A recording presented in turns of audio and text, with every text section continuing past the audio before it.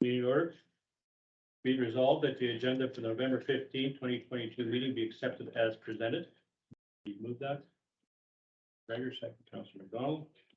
All in favor?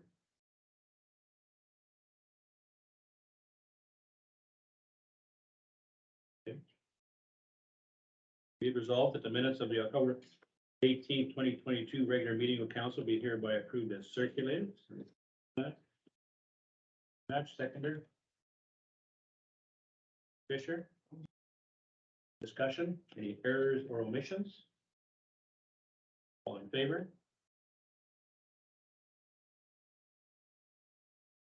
Okay, under finance, be it resolved that the November 10th, 2022 general accounts payable being checks number 6047 to 6073 and 6075 to 6095 in the amount of $567,470.85 be hereby approved. Do that. Seconder. Gregor. Discussion. Gregor. Mr. Chairman, just a question on that 6059, the brand insurance claim. So has Western paid us? Yes. They've just written a check to us and then.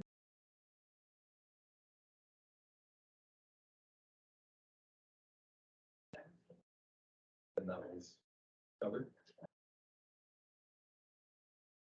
Clear. All in favor?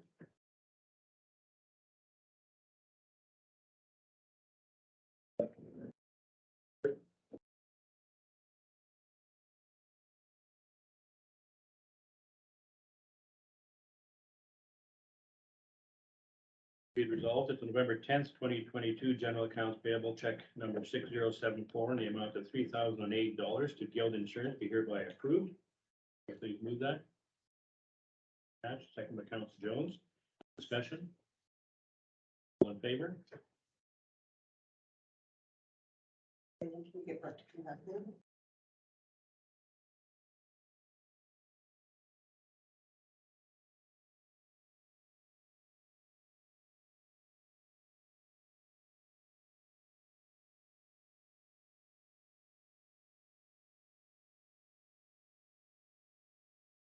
Be it resolved that direct deposit 236 being staff payroll for the period October 17th to October 28th, 2022 in the amount of $16,433.05 be hereby approved. Moved by Councilor Fisher, seconder. Councilor McDonald, discussion. All in favor? Be it resolved that direct deposit 240 being staff payroll for the period October 31st to November 11th, 2022 in the amount of $16,241.63 be hereby approved. Please move that. Second, Councilor McGregor. Discussion. All in favor? Be it resolved that direct deposit 237 being election payroll for the period October 17 to October 28, 2022 in the amount of $693.49 be hereby approved. Please move that. Second by Councilor Corey. Discussion. All in favor? Be it resolved that direct deposit 238 being election payroll correction for the period October 17th to October 28, 2022 in the amount of $143.96 be hereby approved. Please move that. Second, Councilor Corey. Discussion. All in favor?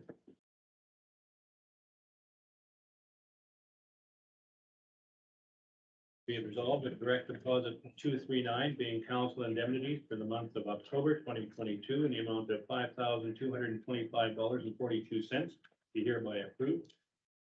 Please move that. Commissioner, second, Councilor Hatch. Discussion. All in favor? Utility account be it resolved that the November 10th, 2022 utility accounts payable being checks number 926 to 945 in the amount of $31,296.78 be hereby approved. Please move that. Donald, seconder. Jones, discussion. All in favor?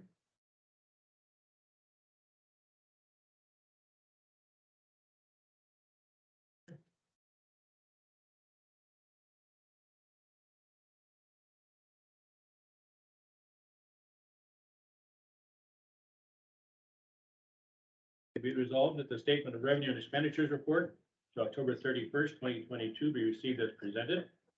Please move that. Seconded by Councilman McGregor. Discussion. Favor. Be it resolved that bank reconciliations for the month of October 2022 be approved as previously circulated. Please move that. All seconder. Mr. Fisher, discussion. All in favor? Okay. Delegation, You have a delegation. ready? They should be sitting in the lobby, ready to go.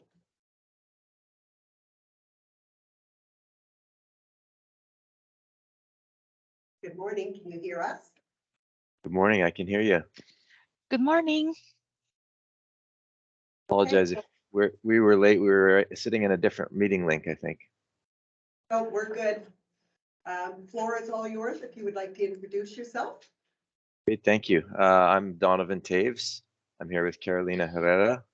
We're from Landmark Planning and Design. We're land use planners, but we get involved in all sorts of different kinds of projects. Sometimes in the private sector, sometimes in the public sector. We work for RMs, do work for the city and the province, and we also do work for community planning and development. We're pleased to be here in front of council this morning. Today we're talking about water, and we've been working on water projects for maybe the last 7 or 8 years. It seems it to be a hot topic, as it were. Everybody needs water. We all need it. Industry needs it. Municipalities need it, and so forth. And sometimes we're in competition for it, but hopefully we can all work together and towards an equal end here in Manitoba. So we've got a short presentation, maybe about 10 or 15 minutes, and then we'd be very happy to take comments and conversation from council if that works. Perfect. Would it be possible to gain introductions to who's in the room for us? Sure. So I'll start off with the head of council, Dave Krakowicz. Bob McDonald, Councillor, Ward 1. Conrad Forey, Councillor Ward 2. Mike Fisher, Conrad, Councillor Ward 3. Frank Jones, Councillor Ward 2. Craig Hatch, Councillor Ward 2. Brett McGregor, Councillor for Ward 1. Joni Swidnicki, Chief Administrative Officer. And we also have our Finance Officer, Public Works, and our videographer. Wow, I got a full crew this morning. Well, I'm not sure how many folks are brand new since the election to the council table. 3. Okay. I am. Okay. And my last question maybe for now is I usually it's a reeve or mayor, but I haven't seen head of council as a title. Is that a new for the RM? Well, where it transpired is that when amalgamation occurred, we had a lot of situations where we had rural and urban come together. And so there's a little bit of conflict. You call them mayors, the rural was not feeling they're included, and you have reeve that the urban didn't feel included. So this way they brought it together with head of council. Very good. Sounds like a good solution. Okay, thanks again for the introduction. So Carolina will share the screen now, and I'll just run through the slides. There's 17 of them, but it shouldn't take too long to introduce why we asked for some time with your council. We are working on this project that has to do with the Assiniboine Delta Aquifer. You can see the subtitle there, towards a new groundwater management plan. So we're not proposing taking water for any particular project. There's nothing on the ground. This is a brand new thought for us.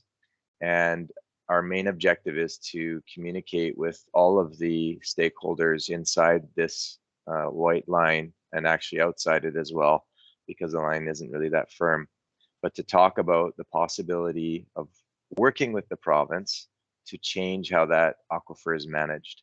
And the presentation talks about those changes in the current situation.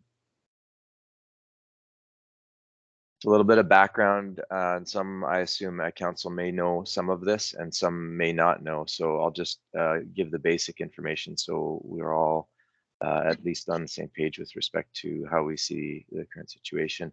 But the ADA is large, mostly unconfined aquifer. It's shown in this graphic, roughly its location, and we'll have some other graphics that show it in a little more detail.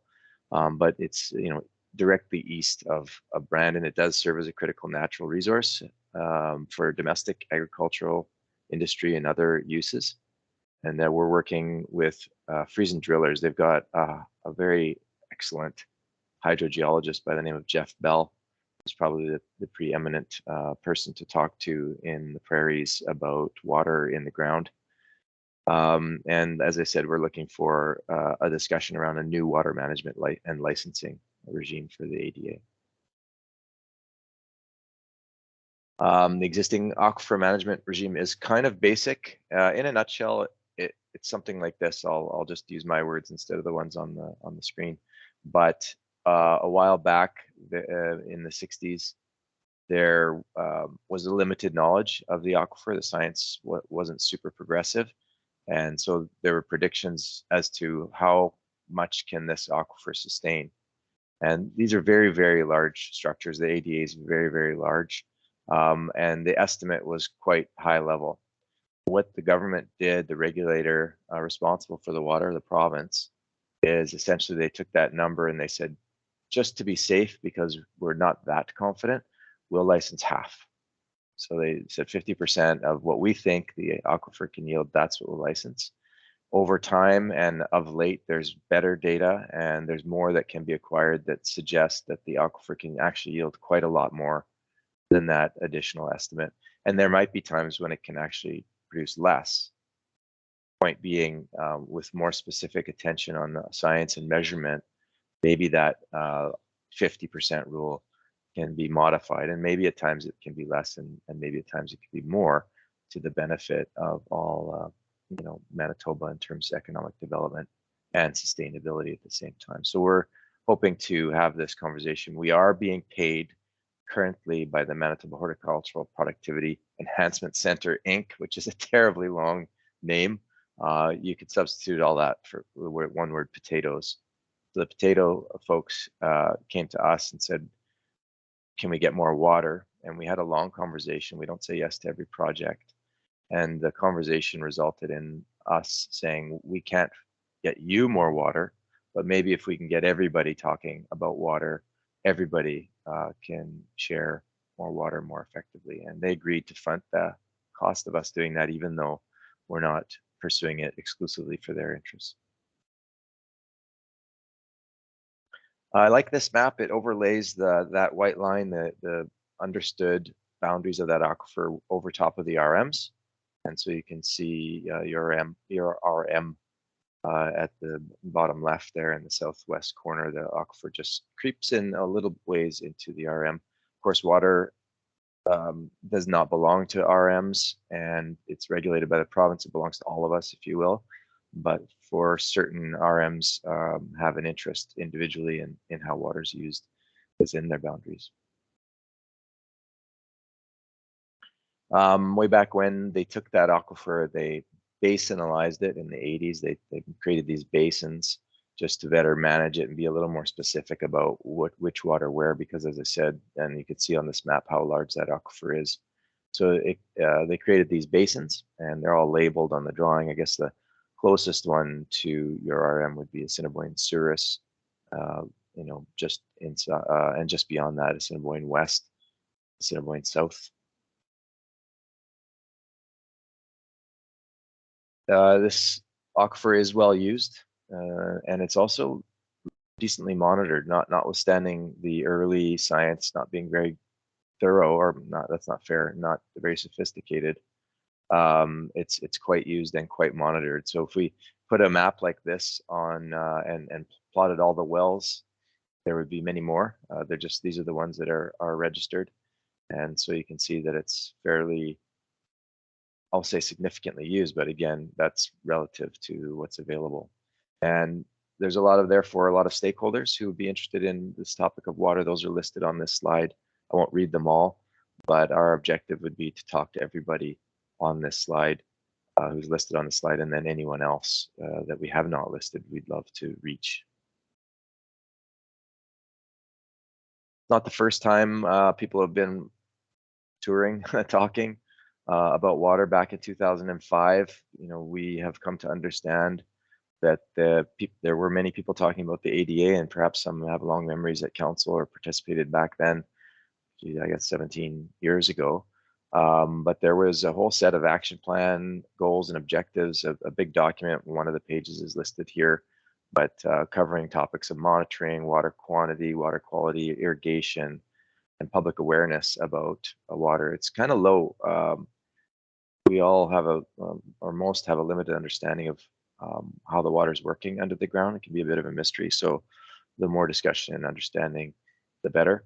But unfortunately, not a lot of the actions in this plan have been undertaken to date. So there's still plenty of work to do to even carry out what was thought of back in 2005, bring it forward to today. This is a long list. It's longer than the list we provided a couple slides previous, but these are all the entities that participated. So you can see sort of down 3/4 of the way down the RMs at that time that participated. There are First Nations and towns and villages, and then many sectors from different industries. So again, water pretty much affects everybody. We all need it. And so there's an interest that's very wide reaching. They provided some background data back then in 2005. That's a page out of that document. A couple of highlights in the bullets that there's 2,200 urban and 7,400 rural residents relying on this aquifer in the various subbasins. 40% of the lands in the region are considered good to excellent for irrigation, with another 35 considered fair. Also, we know major processing plants require water. They're a significant contributor to the economy. So there, in the last map showed actual wells that were licensed. This map shows monitoring wells, so it's well monitored. Every dot on there is either a groundwater monitoring, a soil moisture monitoring, or a rain gauge, or an actual well where data, data can be provided. And there's been some modeling of late. The University of Manitoba has been working on some modeling to show what the aquifer could yield using a scientific model, and certainly they've been at the table trying to figure out how to better manage this aquifer. So I mentioned this already, that the current allocation for licensed use is 50% of the ADA's known available yield, or old known available yield. The other 50% is reserved to maintain the surface environment as stream flows, lake, wetland water levels, water supply for vegetation that can access the water table. And then the allocation of each basin is an estimated 50% of the recharge. Recharge is just water coming back into the aquifer. So I mean, this can be done sustainably. It's been done sustainably, meaning that we don't see the levels in aquifers or surface water coming down because of overuse. They're sustained, and it's important to monitor that use. And again, in years following very wet years, there should be more available to use and get back into the system in a sustainable way. This slide just shows those basins on the left-hand side that were shown in the graphic earlier. So you can see the names in that first column. The next column is available yield. So what can each of those basins yield? And that we look to the bottom line for the acre feet per year is the measuring device there, 109,000 acre feet per year. And then I slide all the way over the bottom right. The available allocation is 22 or so. So you can see some basins have zero allocation left in that last column, and others have very minimal, yet there's a higher demand. So it's not that anyone should be saying, let's take more than is available there. Let's understand what's available better, and then maybe more can be taken out, or maybe less as the climate yields. I'll just say here that we think it would make sense to do annual water budgets, work with the groundwater management branch to collaborate on some more research. The province is fairly skinny, if you will, on their water management staff. So it's kind of needs to be an effort from private, public, and government employees. This almost at the end here, this graph just shows from 1965 to 2005 the variability in water. So kind of trying to make that point, which is there are seasons when there's much more water, and there are seasons in which there's much less, which seems obvious, but the graph shows it. So you can see from 88, say, on the right hand side of this graph, you see that big dip from 88 to maybe 2000, where everything was lower. There was less over that long season available, but there were many decades when there was more. And if we monitor it carefully, we should be able to use it responsibly.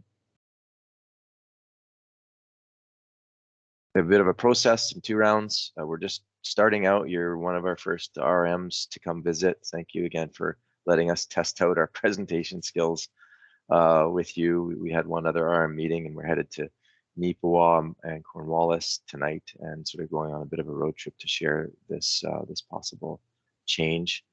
And then we hope to develop an actual strategy. So here we're just introducing the idea, and then we want to work with the government to see if we can change things through a strategy, and then we'll come back and share that draft hopefully early in the new year. If there is a strategy coming out of that, then we would submit a change to that licensing and approvals plan in the far right gray box there.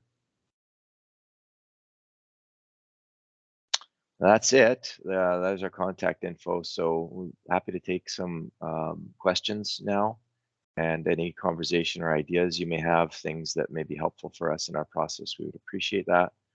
And we can be in touch after this meeting, of course, if there are things that come out later. Officers, any questions? Well, I think you covered all there. Okay. I'm always, I always try twice to ask. I know it can be a lot of information, and people may be leery to ask or talk. I guess maybe I'll pose a specific question if that's okay. Which is there any talk about groundwater in your RM? I will mention this, we do have on the books the possibility of a rural water co-op or a water project taking in the municipality of Glenborough, South Cypress ourselves, and hopefully Prairie Lakes to come up with giving rural people some direct water. Wonderful. We'd like to get that going. It's difficult because of the volume of funds that are required. That's what we're looking at now, is getting the funding more than anything else, and thinking that to the public to see where it goes. Well, that's just great news. I'm very happy for you and impressed that you're pursuing that. We also are working on a second project with the Manitoba Water Services Board for an East Region water co-op. So same as you're pursuing with your 3 RMs, or are they 3 RMs you named? We're trying to get regional because funding is more available when you get into a regional and looking after thousands of people rather than 1,800. Yep. So it's just for funding purposes more than anything else. And at the same time, we have one central water treatment plant on the aquifer. It's going to be quality water that's going to be going all over. So. Excellent. Yeah, that's super. And I presume you're working with the Manitoba Water Services Board. They have funding. Okay. Good. And may I ask then, do you have a source intended? Are you intending to use an existing source or a new one? We're looking at probably a new one, but we do have, there is a well within South Cypress that is a possibility. We haven't gone to that far yet. Trying to remember the name of the well. Do you know that? That would be just the first well in Northfield. Yeah, Northfield well. Northfield, right. Okay. Yeah. Okay. Would that be in the Glenora aquifer or the ADA? It's in South Cypress. Okay. Okay. Well, that's great. Great news. All right. Well, appreciate your time. And sorry, there's more there. That's great. Councilor Corey, do you have a question? No, I have one question. Where is the regulatory authority for this end up? Once a strategy is, let's say we arrive at some proposed framework for regulating withdrawals from the aquifer, where does the ultimate authority and maybe act of regulation end up? Which government department would that be? The water rights licensing in the province of Manitoba. There's two authorities really. You have to get two permissions. One is with the water licensing and the other is environmental assessment. So the one deals specifically with the allocation we've been talking about today. It's the hands-on of the water. And the other is the sort of environmental assessment oversight for all projects. So you have to achieve both of those, and they both lie with the province. Fisher, go ahead. I have watched aquifers for years, and the Ogala, one in the States, is very badly abused. And is it because of no regulations, and there's nothing more disappointing than turning on a tap and all you get is dust. And I just want to know the feasibility, if it's going to continue or whatever. Like, if I know there's a large amount of pivot irrigation. As for your 7,700 people, I can pretty well tell you every town that's in it. But I'm scared, like, it just I am a rural resident and I want supplied water, but I'm also substantial livestock operation, and I can't afford the treatment for the livestock, so. And I would have to continue to use my existing wells for Right. that. So, but I Yeah. just want to know the feasibility of continuance, or like in 20 years or 30 years or 50 years, when we have more people, and is it going to be sustainable? Right.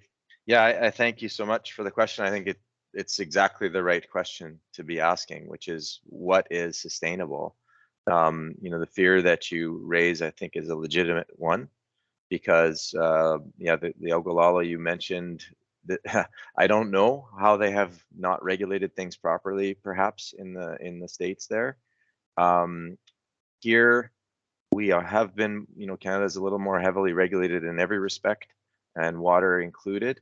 And it sort of shows up in the presentation there, where, like I say, the provincial government took a pretty conservative approach and just said, okay, if there's that much, we'll license half of it. It just wasn't very sophisticated. So to deal with the concern about sustainability, we need the science, which means we need actual testing, modeling to understand what's there. Right now, we're a little bit guessing. It's not fully informed. The licenses you'll require for your water co-op, it'll be the exact same process that you'll have to go through, and you will have to demonstrate to the regulator the science, then that sustainability. If so, we're all under that same regulatory umbrella. If we want to use more, the government asks us to demonstrate it's sustainable. We all lose if you get dust out of that tap, and that's not a situation anyone's ready to embrace, and us included. I think what we're saying is really not the opposite, but it's exactly what you're saying, which is, let's figure out and put a finer point on it, and make sure that we're not taking too much. And if there's a lot available, we should feel comfortable in taking more, so long as we can demonstrate that that is sustainable.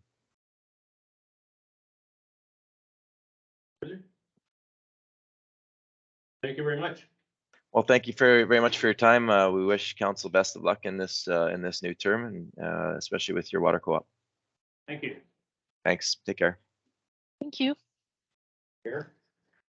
Question. My daughter-in-law is in charge of regulating the use of wells on the aquifer. Do I have to remove myself from any further conversation, No, I or don't think you benefit from that at all. but not that would yet? be well, but I think that's something that's, one, just keep track of, and if there's something come about that you think there's a perception, you're better off to excuse yourself than to be caught in something. Okay. Be it resolved that the presentation by Donovan Taves of Landmark Planning and Design be received. Move that. Corey, seconder. Jones, all in favor? Okay. Okay, our next delegation, we have Sean and Vicky here from Manitoba Waste Management. Is it comfortable to speak from there, or would you rather come forward to speak? Well, you guys, it's totally fine either way. Okay, are you? I think we're fine. You're okay? Yeah. Yeah, okay. Everybody now. Yes, well, thanks for having us in. It's always a pleasure to come in and meet everyone and, congratulations on your, being elected into your position. That's always exciting. There's 3 new ones you said? Yes? 3, Councilor Corey, Councilor Fisher, and Councilor Jones. Very nice, very nice. We just wanted to come in today. We're currently doing the waste and recycling, of course, for the municipality. We've done it now for, I've been with MWM for 13 years, and you guys have been a customer for the entire time. I'm gonna say it's probably 20 years-ish. Thinking? It's 20 plus, talking with Gary Nestable, who was originally, you guys were one of the first ones to have retaining walls. He mentioned, and yeah, it's been a success all the way. Yes, and we've been in business for now, almost 30 years, actually. Since then, we've really, evolved, we've gone from offering that roll-off service, for the waste to offering now, front load service for commercial businesses, for residential drop-off, and also the curbside service, where we provide service right to the door. And, with these different services, they all have their benefits. One thing that we've really seen with your municipality that's been, really encouraging is the amount of recycling that you guys are diverting from the landfill. And, it's a cost savings to you guys, right? Because obviously, it's not going to our containers at the transfer station and then being hauled to our landfill, which comes as a cost. So, very, very encouraging. One other thing too that we've noticed is your trash is actually volume's gone down. So you'll see that they're working together, of course, which is very encouraging. One of the things that we wanted to bring up, of course, is our contract is coming to an end here at the end of the year. So we did want to discuss a possible extension on your current contract for 1 year. There are some changes coming down the pipes, of course, that we're really not sure of, and everyone's staying pretty tight-lipped about when it comes to the EPR program through MMSM. Is everybody aware of what MMSM does and kind of what their role is? Kind of, sort of? Yeah. So we really don't know what that's gonna bring, which is a little bit of a concern, of course, the unknown. So we'd like to propose an extension on that contract for 1 year. That way it kind of gets us rolling as far as what we'll know more next year on the EPR. So we can kind of go from there. The other thing that I wanted to discuss a little bit with you guys too is right now you're currently using front load containers, which is basically a depot for your residential recycling. We've seen such an increase even yet in recycling by going to the carts, by going to the cart service. A prime example is Rivers. They were doing a hand bomb service. So that's at the curb, hand bomb service. And they went to the carts, which is just more convenient. You're able to throw everything commingled into a container. You don't have to worry about sorting it. And their increase was 40%. 40%. And that in itself subsidizes the program, which is nice. And you're moving that much more from material going into your containers at the transfer stations. When you're saying that, you're talking about even rural as well as urban? So rural would have still the containers that they would be able to drop their recycling off. We provided service to, Minga at one time, 19 homes, like. Clusters, we don't mind doing them at all. It's driving, multiple miles and servicing one cart, it gets a little bit inefficient. Of course. But Wawanesa and Nesbit would be the locations. What are carts? Are those the little trolley, the little bins that has. Trolley carts, yeah. Put it on and they throw over and. Right, yeah, Those yeah. are equal carts. Yeah, they call it the one-armed bandit that comes along. Yeah. So They're- that was they're one of the wide, only yeah. events in town. But Yes. He's obviously not gonna drive down everybody's lane in their own community to go and pick up carts. Exactly, and like I say, we do provide that service to some rural areas. But mostly it's hamlets, like, smaller communities that we do provide. Not really, like I say, when you start traveling a couple miles to service one cart, it becomes, pretty inefficient. And if that homeowner happens to not have their cart out, well, you're out there too as well, because not everyone puts their cart out every week, right? We have two transfer stations, one over Lisa and one. Maybe not that convenient, some people, would be an option then to look at some clusters, maybe 3 or 4 clusters dispersed through the municipality. Absolutely, yeah, and that's. Much with that, trade it over to get from it. Well, that's what it comes down to, is creating, participation, right, in the program. You wanna create convenience. Those two go hand in hand, right? If you have a cart at your door, you're gonna be more obligated to put, recycling in there. And same thing with the rural area, if you're having to drive a substantial distance for your recycling, well, chances are it's probably just gonna go in the trash. Or you might, speaking as a ratepayer, I'm actually just over, on Lake Clementi Road on the south side, 1 mile in. And, I talked to some of the people along the road there, and they want recycling over in that area of the RM. And what they're doing right now is they just, when they go to get groceries in Brandon, well, they take their recycling into Brandon. So you guys are kind of getting that kind of it's not working out for the RM just because you won't get the weight credit. I do the exact same, just easier. It's just easier, yeah. I work in Brandon every day, so I just go to recycling there once a week or every 2 weeks. And if there was a service point that's conveniently located, that would definitely be an option. You say the trash volume's gone down and the recycling volume's gone up. Is that just people being more efficient at recycling? Or is there some other reason for that? Well, I don't really have an explanation for it. But it's obviously maybe people are becoming more aware of where they can drop off their recycling.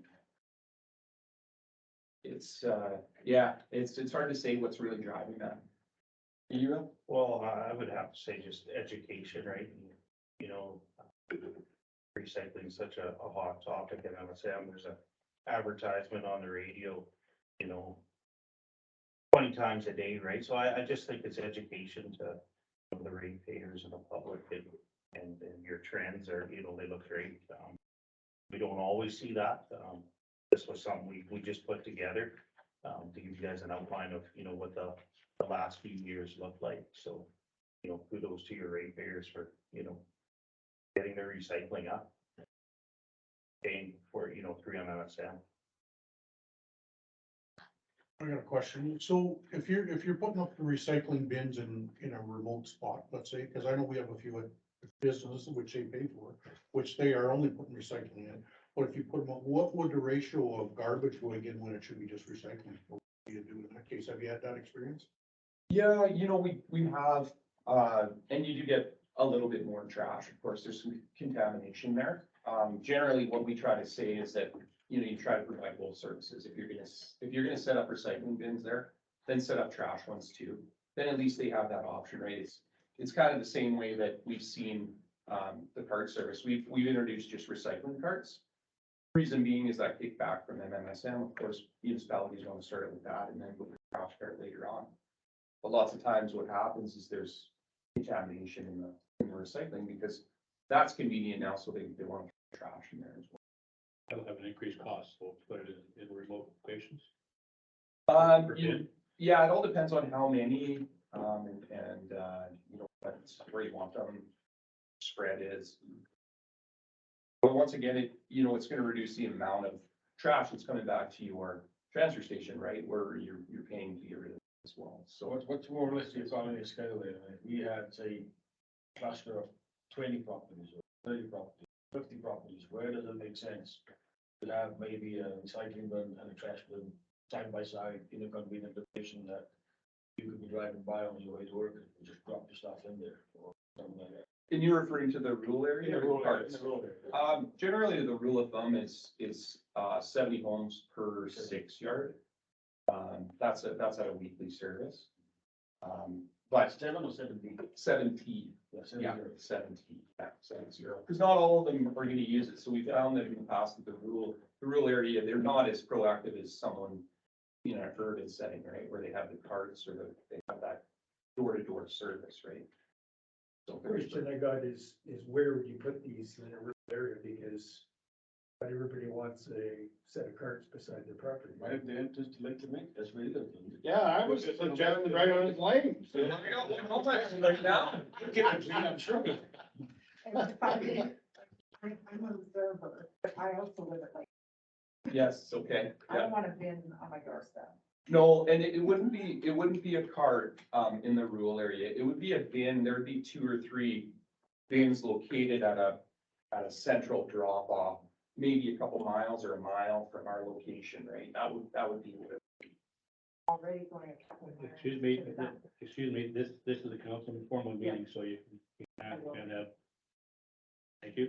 Yeah, so we have ran this program like Wallace Woodwork. They do it, you know, we do find locations. We get a map, we strategically place containers, you know, where they're most efficient and get that service out to the ratepayers. So it does work, you know, would be something we'd have to look at as a group and these containers. But it does have a lot of merit. Back to the carts, the education, you know, our rollout package, you know, the do's and don'ts of recycling. And like Tim mentioned, it does cover the program. 40% in Rivers, 35% in Alida. Like it's been a home run everywhere we go. And honestly, this is exactly how it works. You know, you start off with 1 or 2 services, and then the RM gets the 3rd service and the 4th service. And, you know, it's the way of the future. And we started out, when I started, with like 12 RMs, and we've got 32 of them now. So it does make a lot of sense. And, you know, we encourage you, you know, to reach out to other RMs and find out about the curbside service, right? It really is a home run for your ratepayers. How do you guys feel about the curbside service? What's your overall thought? Our biggest concern is cost. Of We course. can't, right now, we're at a point that I guess we've done so much work with cost-wise distributed between rural and urban, and that is always gonna be an issue. And so long as we can keep that where it belongs, we're good. So if we're gonna introduce a service specifically to some people, then there has to be either an offset to that or whatever the case may be, the funding. Right, so it's always gonna be there, and if that's, as council, we know there's extra costs when you do that, that we've talked about everything from the Hutterite colonies, having special, your own bins, et cetera, which comes at a cost to just, you know, every individual person that's in, for instance, in the village. So it has its benefits, we realize that, but is it enough to offset? Yeah, I'd like to look at your costs from 2020, 2021 to 2022 and just see if there is an increase. Yeah. Like with the trash going down, you know, maybe you're now on the downward trend of saving money, right? So you can take that money and turn and do the cart service. Yeah. It's something you'd have to have something Yeah. from yourselves and come to council and introduce it to us as to where dollars and cents come in. Yeah, And then we can make a better decision. But as on the basis of just saying, yes, we do that because it's gonna be better, we have to explain to the ratepayers how that happens. let us gather some numbers over the last 3 years here. I'd be interested in numbers too on how we currently compare to some of the other examples you have. Like you gave the example of Rivers having seen a 40% increase. Well, how does that compare to us right now, right? Like, were they terrible at recycling before and isn't that much? Because if we're gonna implement an additional cost, it would be nice to have that offset by recycling, but if we're already recycling at a high level. Turn, so that'd be interesting. So kind of Yeah, it does, yeah. Yeah, and just to mention, you know, these communities that we've seen that kind of percentage of an increase, they were currently being provided curbside service, but through the blue bag system and the blue box system. And cards, so just going from that service to the card, we've seen 35 to 40%, so in a community such as yours, you're gonna see even higher, right, because that, you have the drop off locations. This is the convenience factor and the size of those bins are also quite convenient. For two copies of vans, bins there. Yeah. Like the sheer size of it. Yes. Even people who generate a lot of waste, whether it's recycling or trash. Yeah. They find that the size of those containers are just a bit bigger than the average garbage can and gives them much better convenience. They don't have things piling out over the top. Yeah, 4 big bags, you can fit it there. Yeah, at the end of the day, I think it's the economy. This increase in recycling really offset the cost of the program, or is there a small premium pay and Yeah. whatever that be, and kind of numbers to look at that. Yeah, and we've even taken it a little bit farther too with that service, and, you know, we understand, of course, that some people aren't able to get their cart to the curb. So we provide a service where our operator actually pulls the cart to the curb, dumps it, and then returns it back to them. It's just to ensure everyone gets the same service, you know. And we do that for, you know, it's called medical assist is what we call it, and it's, you know, it's long-term and short-term. Somebody breaks their leg and they're not able to get the cart to the curb, well, you know, we'll do it for a 6 or 8 week period. It's free charge.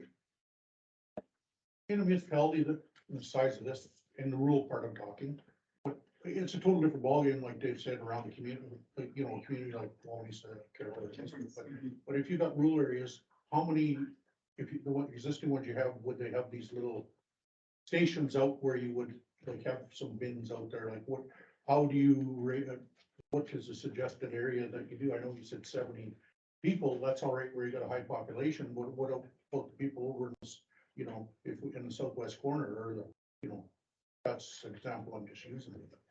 Get a little off topic here. I think what the presentation is to do with the extension contracts. I think the other stuff here, I think if you can come back and give us those, Yeah. that information, that'll be helpful in a separate setting here so that we can, especially now we're getting into close to budget time, so we already have our special levy in place for waste and recycling of the contract. So if we're looking at this as part of the contract extension, you have concerns going forward and with some changes coming, and this will just give us I guess a leg up to Little what's gonna window, happen. yeah, That's exactly. Yeah, Yeah. that's right. Could you give us a bit more information on those changes? Like I know what MMSM is, but you alluded to changes. that We might don't look- really know. They're staying pretty tight-lipped about it. And I think it's so that, you know, they don't. But essentially, it's gonna be one contractor that's gonna be responsible for the entire program for Manitoba. And MMSM is going to basically own the material from the time it's put out at the curb. So it's a little bit different than what they're doing right now, where that's kind of the gist of it. I don't know all the details. I wish I knew a little bit more, but I don't. They're looking at introducing it this next year. Is that- They've been talking about it for a few years. Okay. So that's their plan, is they want to introduce it fairly quickly here, but whether or not they get around to it. This extension will just get it for another year under the same dollars and cents sort of thing with the. We're proposing an 8.5% increase is what we're proposing, CPI in essence.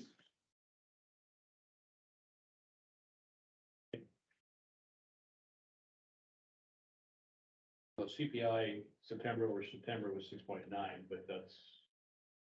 I don't know what it is, October. Yeah, well, and we'd like to, what it'll be is really CPI as of January 1st. we're saying 8.5 just because it's fluctuated from 9.1 to, you know, so. Yes, it does fluctuate for sure. Yeah.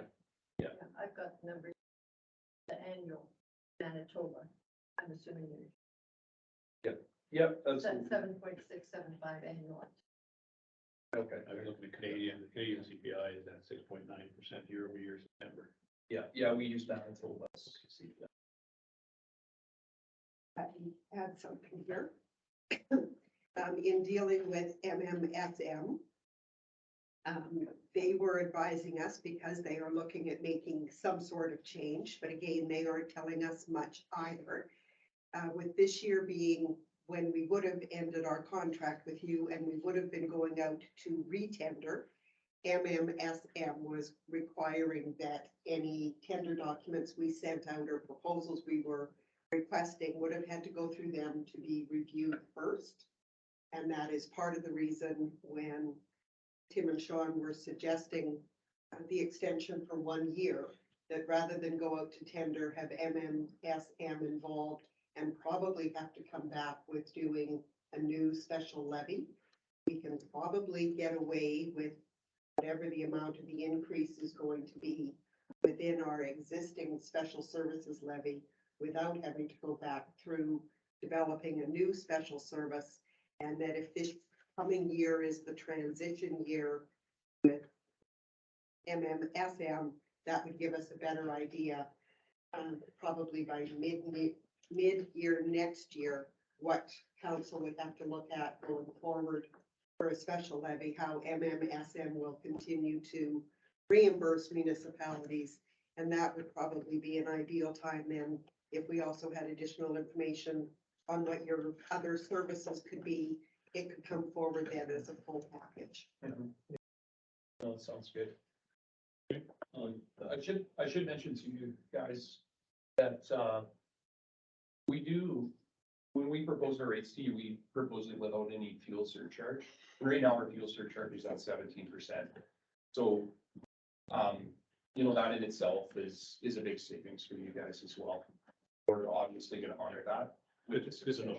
Yeah, that's good. Just with regards to contract extension, I believe we've had issues in Darcy, maybe on timely delivery bins over the last period of the contract. Is that still an issue or? It's more of a timing issue, especially on long weekends, but understandably, everyone's calling that Monday after a weekend, so it's just a matter of, and I've been better to, maybe I guess, be a little more proactive, recognizing and calling 3-4 days beaten rush. So. Yeah, that's good to hear. I mean, it's always good to hear positive, but it's always good to hear negative because investments as well. And it's hard to know, you wanna only kind of call it a bin when it's full, so it's tough, you don't wanna call it too early, and so. Do you guys have any comment? Like, is that an issue you guys are having internally, or is that more of an us issue with not testing at a time? You know, staffing issues obviously have been a huge concern for us. Getting the people in place now, but even though you get the people in place, there's a training period, right? Where you gotta get those guys trained and know exactly what's going on. Darcy sent me a picture there. An operator dropped a can and it was back 6 feet, right?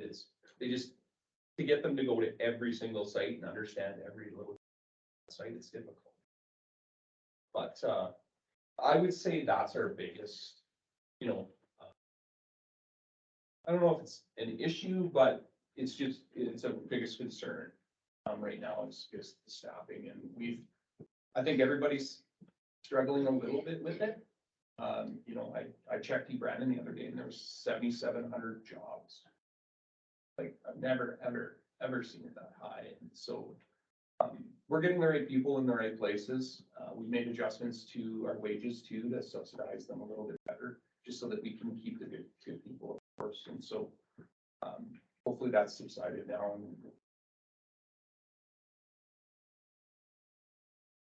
Yeah, I think it was a combination of both short staff and just getting the call over for dispatch.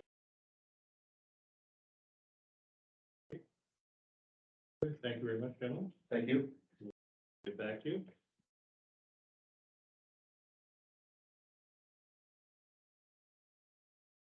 Ben's here too, free. Everything goes. Yeah. Want me to distribute them? Oh, yeah. Probably all you guys too on Monday. Assuming you guys will be at A&M. Yes. You're not- You'll be there? Yes. Take Tony's too. Good catch. Okay. Thank you. Yeah, Appreciate it. Thank you. Okay, be it resolved that the presentation by Manitoba Waste Management with respect to an extension to the waste and recycling contract be received, and the contract be extended to, you want to do it all at one time? Well, the receiving is a requirement. You can do it as two separate resolutions if you would like. So, we're gonna want to see if they're what that has about. Be it resolved that the presentation of Manitoba Waste Management with respect to an extension to the waste and recycling contract be received. The contract be extended for 1 year as proposed with a CPI increase of 8.5% interest. 8 increase. Can we please move that? Councilor McDonald, seconder. Councilor Fisher, discussion. Councilor McGregor. Mr. Chairman, couple things. I'm interested in joining on our duties here with regard to tendering this. On that a bit, but, and then I'm questioning a little bit if it's difficult for new counselors to fully evaluate this decision without knowing something about the results of the previous tender that we sent out. I'm just questioning if we need to have an in-camera to share some of those results. To me, that's valuable information for. I will tell you, we didn't send out a new tender when municipal, and I, excuse me, on there, I've got Manitoba, it is municipal waste management. When they were offering the extension and when the province was allowing for the extensions, because they are in a 1-year transition period, we didn't go about circulating any kind of a tender document. We do have the tender documents from when we entered into this 3 years ago. And I think it's safe to say that it was a substantial saving to the municipality at that time to bring waste and recycling under one umbrella, which is where you ended up with reductions in costs. 3 years ago, it's gone up a little bit each year since then. If you would like a motion to go in camera, we could do that. Yeah, I think you've given some background, so I would say it would be up to the counselors, because even Craig, I don't think. Oh, were you? Okay, yeah, so you've given a summary of the results, which I think was important now. And then, yeah, I was more like, with New West Partnership, is this, we don't have to tender? We do not have to tender when it is a sole source provider. And in this case, because we have done waste and recycling together, Municipal Waste Management was the only company that offered both services together. So we wouldn't have to go out to re-tender this. A lot of the contracts, when we enter them, include a clause where we could extend for a year.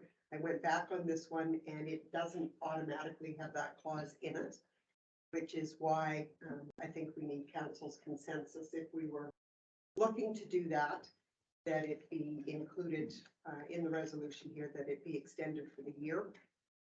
Under normal circumstances, when that clause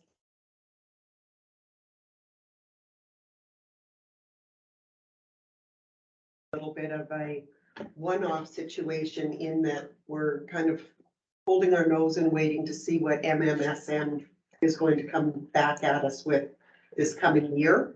If there's going to be changes coming from them going out to tender, we would only want to tender for 1 year until we know what MMSM is coming back at which point we would likely have to go through the special services levy process again.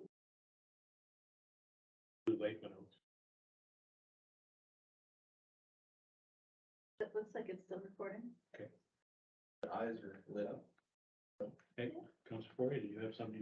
Chairman, yes, I just think given the fact that we are also in a state of flux here, we really appreciate the background and, I always have concerns if we don't tender things. I would like to see things tendered as much as possible, just really from a public procurement and policy perception, but in this case, I would agree with the CEO. This is a one-off. We're in a state of flux here. Things are going to change this undoubtedly. Writing's on the wall. We don't know what it is. The time and effort that we're going to take to put the tender again for, that will be going to be a whole party benefit. Certainly support just moving ahead with the program. Else? Councilor Meredith, do you want to introduce a motion or? No, fine. Okay, so the motion is on the floor. All in favor?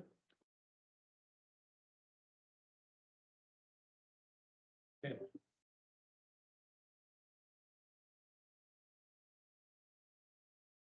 We have our fire chief here to give us some information. Bring your chair around.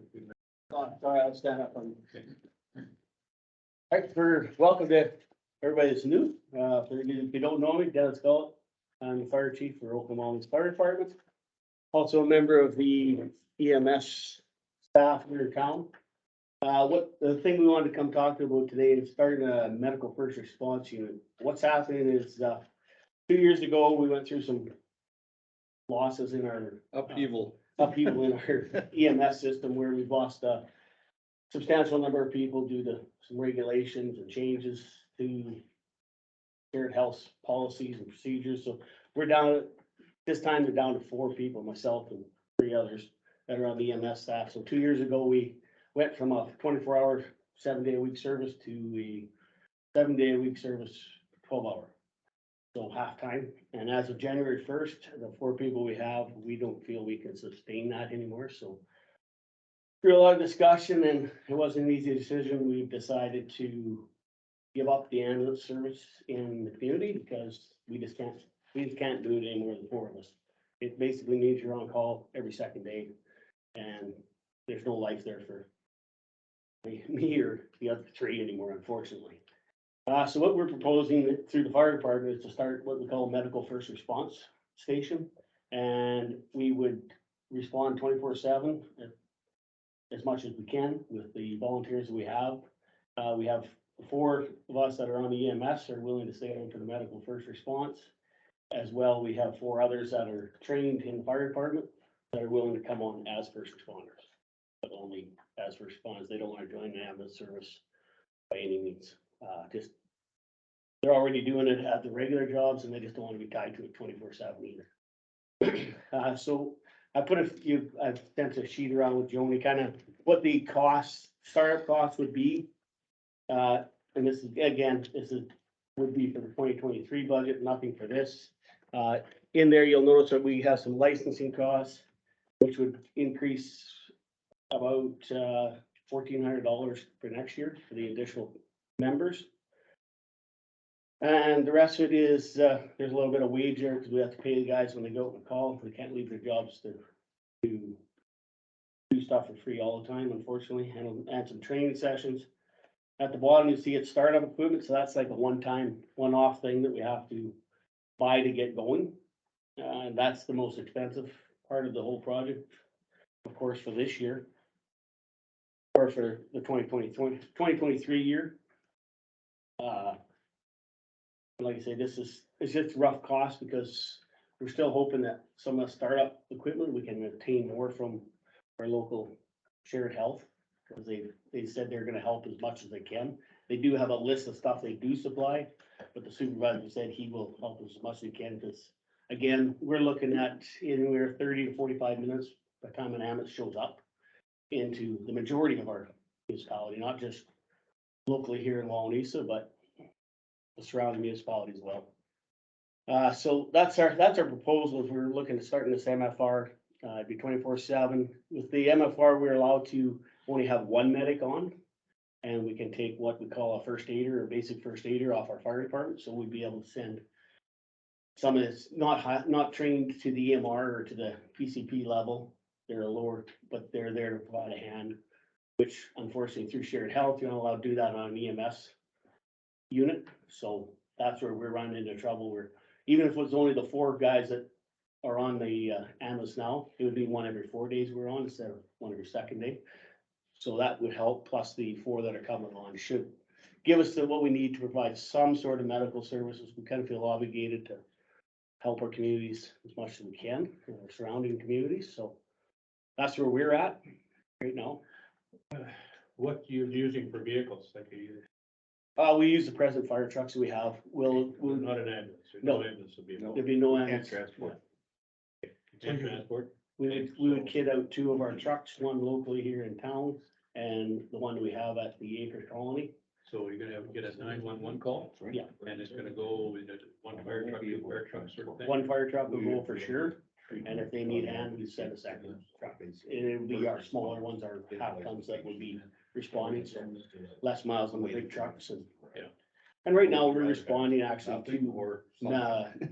to car accidents, and we're going over and above what we're really technically allowed to do, because we have the training, we just don't have the license that says we can do the extra, but we're doing it because it's the right thing to do, honestly. So once the ambulance would get on site, then you would, We would be released and they would take over, yeah. So like I say, many of the times it's, you're looking at a minimum in this part of the municipality, 30 minutes.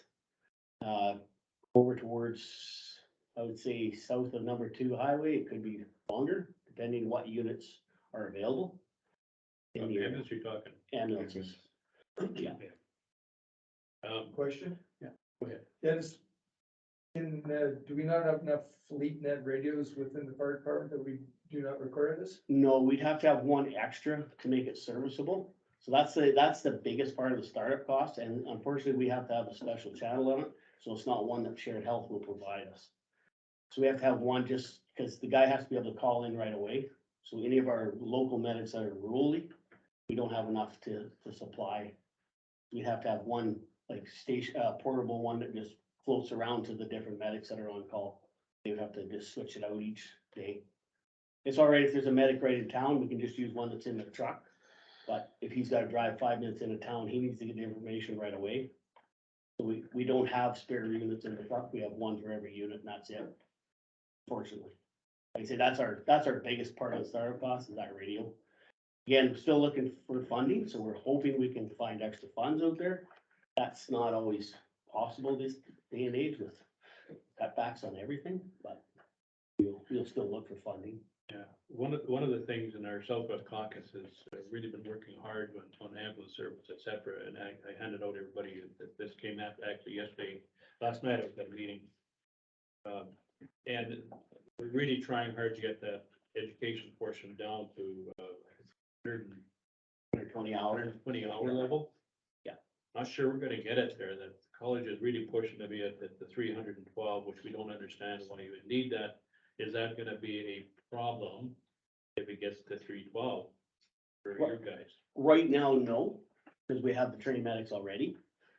So we're not retraining medics right now. Okay, It so will be an issue once they start retiring. That's gonna be an issue. However, we're hoping what's gonna happen is they're gonna bring in a new level of training, one below the MR that'll allow for MFRs to maintain. And they're doing it at ACC, Yeah. that's what we're hoping. Yeah. It's in the plans, and we're hoping to get that, because then we'll have to travel to Winnipeg for that. Yeah. Are most of these online courses, is these Mm. 312, how many is No. online? No, it's all in class and there is some portion right now. There is a company called Elite Safety that's doing one. And part of it's on, they can do it webinar. The rest is a hands-on, so still, it's a commitment. They have to quit their jobs for 5 months, 3-4 months to go do this course. And that's just not feasible for the rural. The working people that already have jobs and, you know, it's different if you're some young person coming out of school and that's what the career you're going into, you choosing that, but for people that have the careers that want to do this for their communities, it's not. 320, even the 120-hour one is huge, a commitment. So that's why we're hoping they're gonna bring a one level lower, just so we can provide some kind of medical help for people that need it until an ambulance can get there. You talking levels, what is one level, primary care paramedics go to those level? or- It's a higher level. There's, right now is basic first aid. Yeah. EMR. Yeah. PCP, which is primary care paramedic, and then ACP, which is Yeah, and it's- advanced, of yeah. course. So hopefully, I would hopefully the shared health looks at it and goes, we need a lower standard so we can provide more quick care for somebody that's, you know, maybe choking, you know, having a heart attack, that we can provide some kind of, if you wait 30 minutes before somebody starts CPR, you're dead. I don't care what anybody says. You're dead. That's just the reality of what it is. So for us to be able to respond out in 5 minutes and start something, we're at least providing some kind of care there for them.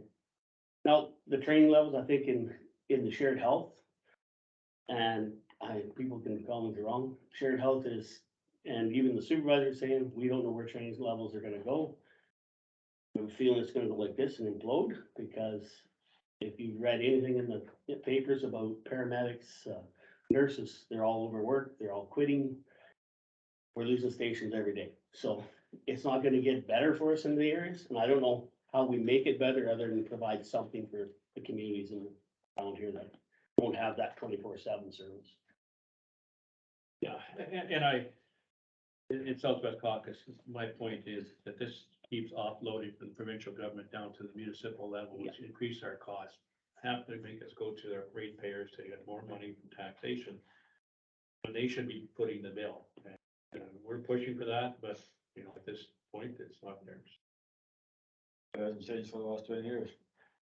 But the province is doing to us what the feds are doing to the province. Yeah. Yeah, they recognize that, but they don't want us to recognize it.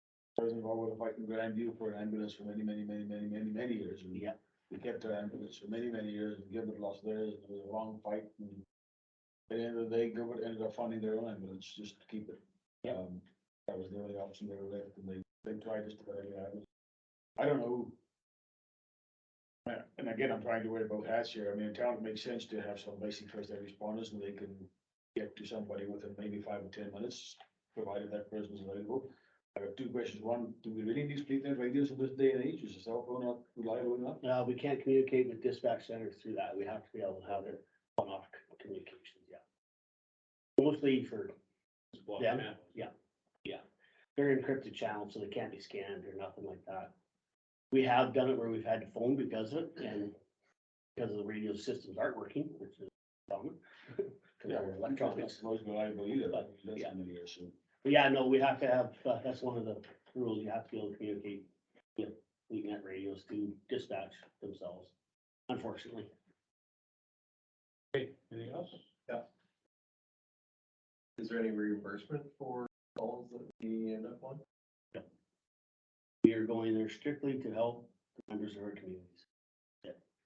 We can't charge for it, it's a service that we can't charge back to the government, or back to the individual, which is wrong, because we're gonna be charged back to them anyways, because they're gonna be paying on the taxes. That's the bottom line. There's gonna be an increased cost, and there always is with everything I come to you with, unfortunately, but that's. And we're not allowed to be reimbursed. Now, down the road, will there be some money come back in grant money from government? It's possible. I would never say no, because we seen it a year ago where the government give us $80,000 for 3 jobs of life just out of the blue. That could happen again, you never know, but.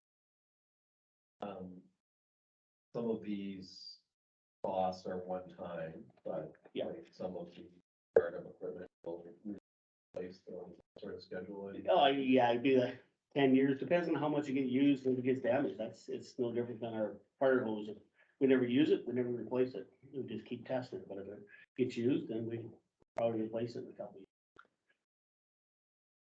Our liability, so I'm sorry, go ahead. Let's say, I think. So you've got the liability insurance for the licenses here, which protects the individuals. Yeah. I'm questioning whether we would insurance provide liability. We will, because we'll have to, they were supposed to send me what the liability requirements were, but they didn't have it in the package that I gave Jody. There was nothing in there, so that's one of my questions I've emailed back to them. Now, we carry, I think, a fairly substantial liability policy now for the fire department. Whether it'll be enough to offset that, I don't know, because we should be, if we're gonna run under the fire department, we should be able to roll into their service. Yeah, this is a Yeah. change to service, so we would just want to make sure. We that won't make sure that there's it's covered, yeah, and like I say, when I find out how many million our liability is supposed to be for that, then I'll get that, but yeah, each of those in there, that's for the individual licenses, cause the 8 personnel have to carry Manitoba issued service licenses, so.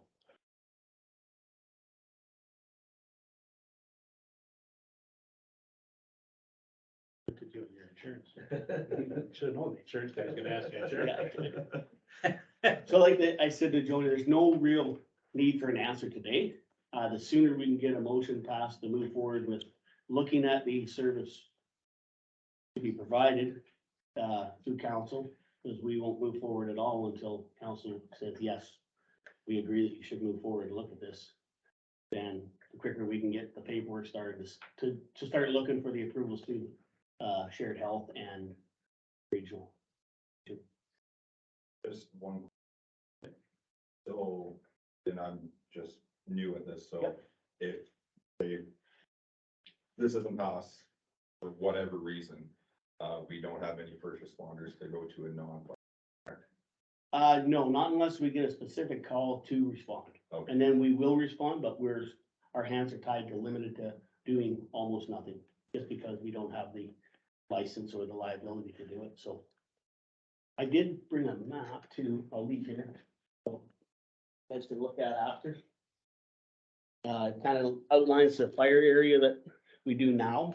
So that'll be in the same area? We made there's a few changes just because of roadways and how quick we can get to a place compared to maybe Brandon or Service or somebody coming in. So there's 2 different marks on there. You'll see what we do now, kind of what we would propose for the first response. And, sorry, have we put out anything about the other people in the municipality, wanting join? No, we haven't yet, because like I say, we're strictly in the preliminary startup. Yeah. See if we can get it going and see if it needs to go. Maybe the community doesn't want it all. I don't know. I can't see how they wouldn't, but Is there any other fire departments, looking into doing the same thing?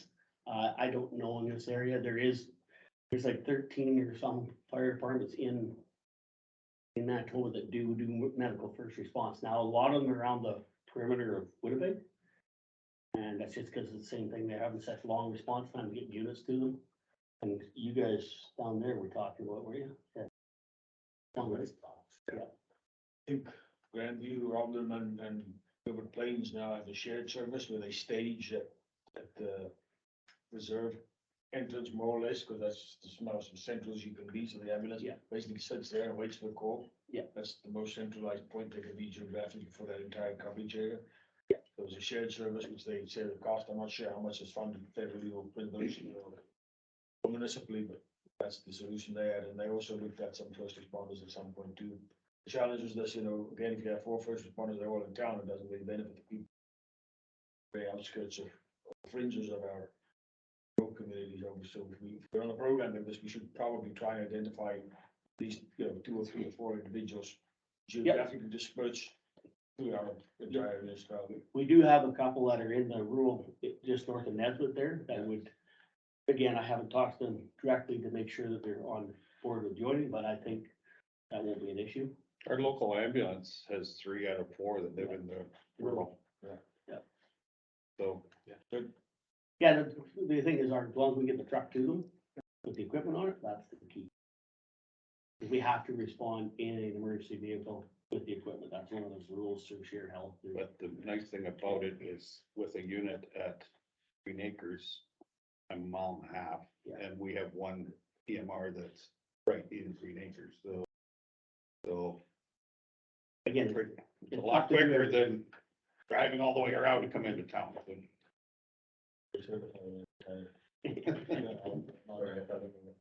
Okay, go ahead. In a little bit, we're gonna consider the firefighting agreement with Prairie Lakes. Would this extend into Prairie Lakes, or how would we? we haven't talked to about going outside of our municipality yet. Now, for us to go 2 miles south of number 2 highway, which is basically what we're doing now, I don't see an issue with it. There's still members of our community, like, I don't always say that our community is limited to Wawanesa and Nesbitt, Carroll, Oakland. We all share and help each other, so we should extend what we can to help if there's help needed is my theory for the little extra cost. Cause when you're looking at a little bit of fuel or a little bit of, a couple hours to help somebody, we've already got the equipment sitting there doing nothing, so. That would be up to council to decide if we wanted to extend that into our areas that we actually service now, with those Cypress and Prairie Lakes. I've just only done a math on our municipality. Yeah, that's sorry. So one question, so with no ambulance service, where would the closest one be coming from other than Brandon? It depends on, who's in station that day. You could get one out of Service, Boise, Killarney, Glenboro, Rivers, or Deepwa, Verdon. It's all in, you don't know, like at one point, So and this is you strictly could- off, An ambulance could be 45 to an hour. Welcome to Alberta, Manitoba. yeah, this is. Welcome to rural Manitoba. I'm not gonna lie, we've been on the ambulance and I've done more responses to Brandon now, to help Brandon, because they don't have enough ambulances than I've ever done in my life in the last year. Like, our pager goes off steady to go there. Welcome to life outside the perimeter. Yeah, exactly. It's, We also cover a lot in Glenboro Yeah. because they can't man a station with 4 people. Yeah. So they book off because of staffing, and so we go there. yeah, It's a real dog's breakfast, and it's a problem that we recognize, as I said, Southwest Caucus is on it continuously. It's in crisis. Tom has just announced that big. For the funding, but I think that was just for our nurses and doctors. They want to really, Yeah. not even geared towards the EMS or. Well, some of it's gonna be channeled through, but it's just a matter that they keep changing things. Right now, what we have a couple of paramedics that took over. Yeah. I forget the exact date of it, but now they've set the criteria, 312 hours of training. They took the training out of Brandon, put it in Winnipeg. Yeah. They took control of that and just left rural out of the picture. Because, whether it's been Melita's ambulance or tourists or Boys of Maine, everybody's got an issue. Yeah, this council wanted to consider directing you to start the paperwork. Yeah. Is it basically that you're starting the application with Shared Health to determine feasibility? So you haven't tied council's hands yet, or is it? well, there'd be no time until we actually decide to go ahead. There'd be no license given to us. It was, we have to get the application in to see for them to start considering accepting us as an EMR and giving us this is what you will do, this is what you can't do. So you are going to need this to be considered in consultation Yeah. with our 2023 budget Yeah. deliberations before you can even start any Yeah. paperwork. So we don't have an ambulance service, and this is what we propose to replace it with. As a second best. That's the second best, yeah. But it's something. Yeah, like I say, that's where we're at. Trust me, the 4 people that are left on the ambulance did not take this decision lightly to walk away. And they're not walking away. They're still willing to help. They just, their families have suffered, trust me. Their families have suffered dramatically for Christmases, birthdays, and. So we commend the group that has been out there for several years, giving us up the best ambulance service we could get.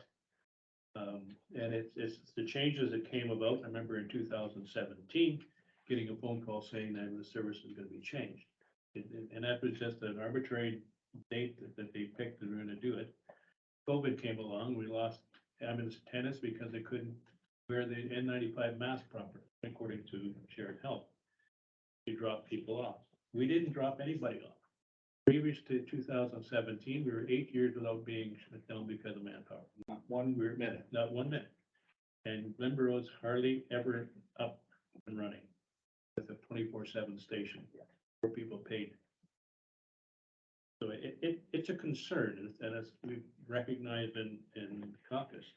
But I truly commend all you guys for doing what you did. You saved a lot of lives, saved a lot of heartache, so I just think you guys done a wonderful job. Well, that's what our goal is to try to make things better, so. Yeah. I just have another question. So you said that by the first of the year, you're basically our ambulance service is done here. January 1st, yeah. So if council decides to go through with this, would it, any chance it'd be in place before? Absolutely not. It would be Okay. mid-February to March. Yeah, I just wondered. I didn't think so. I wondered. Training, the requirements to deal with licensing and all that That's stuff. what I wondered. Yeah. Yeah, I'm suspecting if we do decide to go ahead, it would be the start of February at the earliest. Thank you, chief. No problem. Okay, be it resolved that the presentation and associated communication with respect to their emergency response services be received and cost for establishment of a medical first response service be considered in consultation with 2023 budget deliberations. Please move that. I move out. Second, Councilor Jones. All in favor? Okay, Under the order of communications, there were several from the Association of Manitoba Municipalities, many dealing with the upcoming convention. So there was one dated October the 18th, October the 20th, October 24th, 25th, the 27th, the 28th, and the 31st, as well as one from November the 4th. There was information from the Association of Manitoba Municipalities with respect to their own internal board elections. Brandon Public Safety Communications Center has provided us the 911 service rates for the upcoming years. And we will put that into our budget file to be aware of. Canadian Highway Network sent information and an invitation to join their system. PJRB provided information on their advertising options. They typically do that for Christmas. Federation of Canadian Municipalities provided communiques dated October the 17th, the 24th, the 31st, and November the 7th. Horizon Labs have provided some information with respect to sending in water tests and what some of the options for couriers would be. Manitoba Association of Watersheds sent information on their 2022 conference. Manitoba Beef Producers sent information on their annual general meeting. Manitoba Disaster Management Conference is taking place in Winnipeg, January 25th to 27th. Manitoba Environment, Climate and Parks sent information on drainage and water rights licensing. Manitoba Good Roads provided information on their life membership and their October newsletter. Manitoba Municipal Administrators sent information on the 2023 Trails Manitoba Grant Program, information on the Code of Conduct for Council training. The Manitoba Municipal Insurance Program sent information on their infrastructure grant. Manitoba Municipal Relations sent information about members if they're wanting to meet with ministers at the conference. Manitoba Transportation and Information sent a response to the cost sharing options that had been asked for. Municipal World sent information on women of influence in local government and the award that they have. 100th Meridian Immigration sent information on economic successes. Prairie Mountain Health sent their November newsletter. Rural Manitoba Economic Development Corporation sent information on the Southwest Partner Tour. Rural Municipality of Cornwallis sent some information on regional policing. And Tree Canada sent information on grants. okay. Be it resolved that the above noted communications be received. Somebody please move that. Seconder, Councilor Hatch, discussion. I have one thing, that's with our letter back from infrastructure. One of the last paragraph says, please contact Calvin Schubert, Director of Highway Operations for Western Region, directly at whatever, to discuss the details of a request as well as possible options moving forward. Wondering if we shouldn't send something to them of a possible rebuild of that road, build up the road, I should say.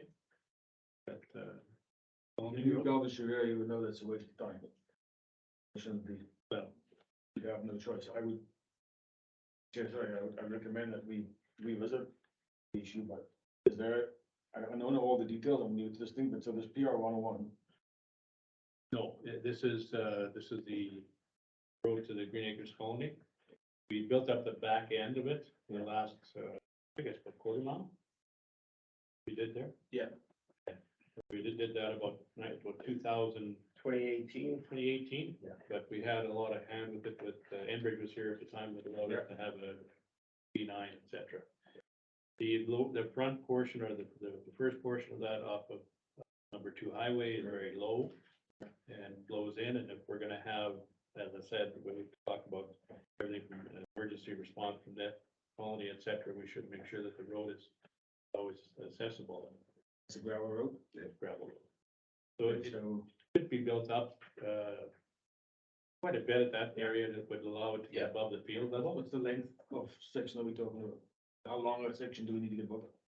Well, it's a mile-long road and we only did probably a quarter mile built up. So keep another quarter mile right off at number So 2. we in the winter, exactly where the Yeah. line stops, where Yeah. we built it up. Each region has a budget called spot road improvements, and that's exactly what they use that money for. This is a typical candidate project for that. Yeah.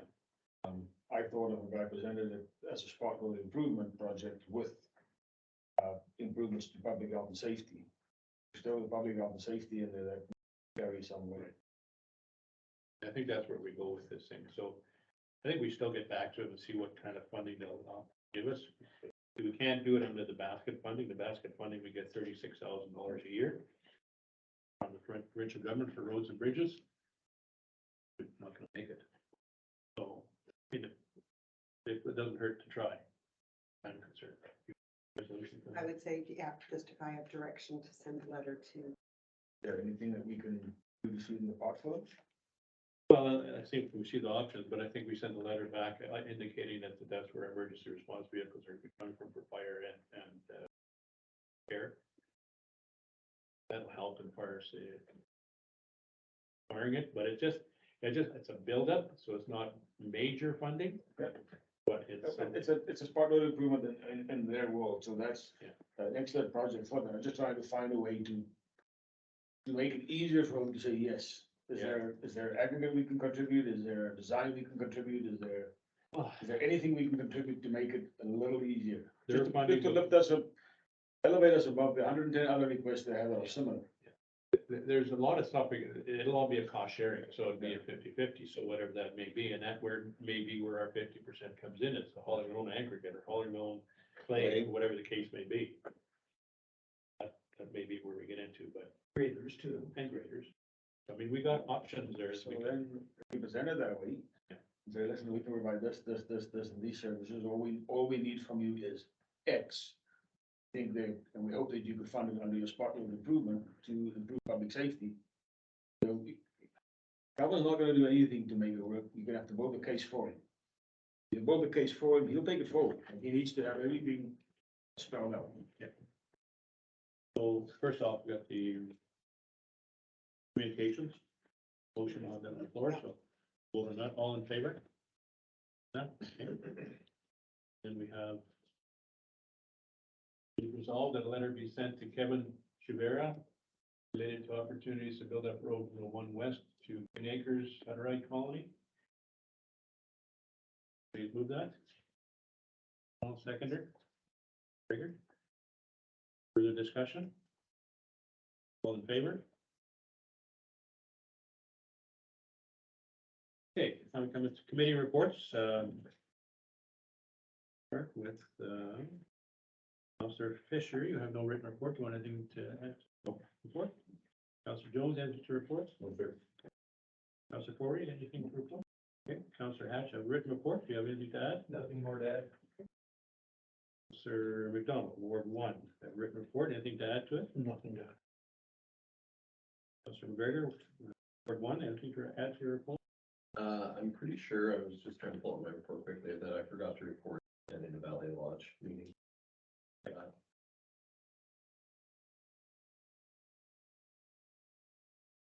My report is there. The addition I'm gonna have for it is that we just got a communique that, yes, it was yesterday, advising to Manitoba government, but government is officially proclaiming November 21st to 25th as the second annual Municipal Government Awareness Week. They're aware of us. Nice to be recognized. I think there's a lot of work that's done on the municipal level and it's not always recognized. Right, like CIO's report, anything to add to your report? Finance officer report, anything to add? Works, anything to add?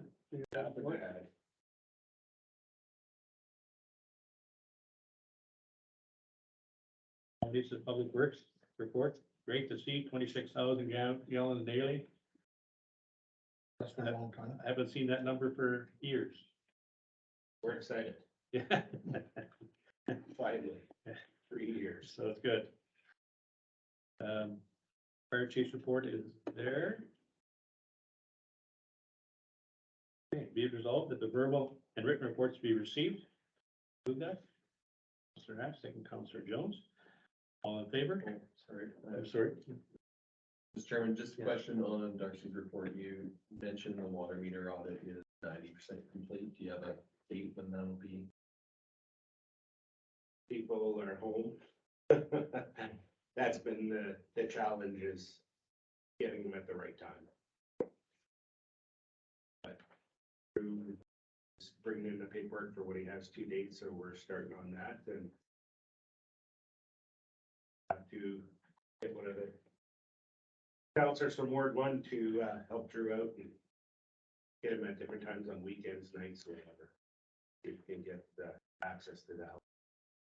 Yeah, no, it would just be nice to that project. For. I don't think I have. That would be an easy one to get. Okay, further, all in favor? Okay, I haven't got any bylaws, the Trees Bank Colony Irrigation.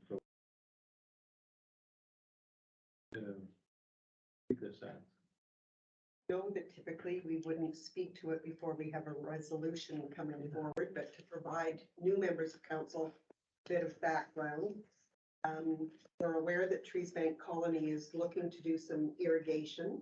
They had received permission from council to do their above ground irrigation, and they had applied for all of their necessary permits and had their licensing in place. So they were doing that this last summer. They are now getting to the point where they would like to do their permit installation, which would be underground. And as part of the process, they are asking if the municipality has any concerns or comments that they should be made aware of as they are making application. In speaking with Darcy before council, they would be working at a depth of 8 feet. It wouldn't impede anything of ours. The only thing Darcy would want to be aware of is if they finalize where the underground works are going to go, and let Darcy know whereabouts on a road it was about to cross so that we can ensure municipal concerns are addressed at that point. If there's anything that council would like included, this would be the time to put forward a resolution so that I can let them know. So we can't do much, it's done through the provincial government. That is correct. They are the licensing body, but if there are any specific concerns that the municipality has, consultant working on this would like to know it now so that they can be taking that into account as they make application. Generally crossing any of their public right of ways? Yeah, they're crossing a few of them. And that's Not what highways. Oh, not highways. Municipal. Oh, municipal. Yeah, and that's the one location where they're coming out of the river with, from their pumps, they are crossing a road where we have drain tile across, so they know exactly where they're going. That'd be my concern there. Of course, when they're in the right of ways, you know, how far off the property line. You don't want to put it right at the slope of the road, try and keep it away as much as possible, but it's been kind of vague. We got a general idea where they're going, but So should we maybe be putting in there that because consultant should be looking at fiber optic communication cable, drainage tile, infrastructure from the municipality? yeah. What we should You know, do. I would say the same kind of parameters we gave RF now in terms of, you know, minimum of 9 meters off property line, no more.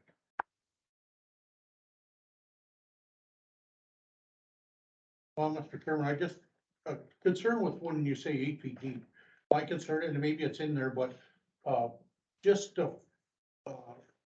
like going over it once to level it, to me, is not enough in a case like this. Like, you need something the next year or whatever to, because I seen them do it at Boys Lane, and they were fighting with forever, trying to get them to back in there to level it, and once they're done, they forget about the project, and you have to live with it in the ditches, you can't even Yeah. mow them after.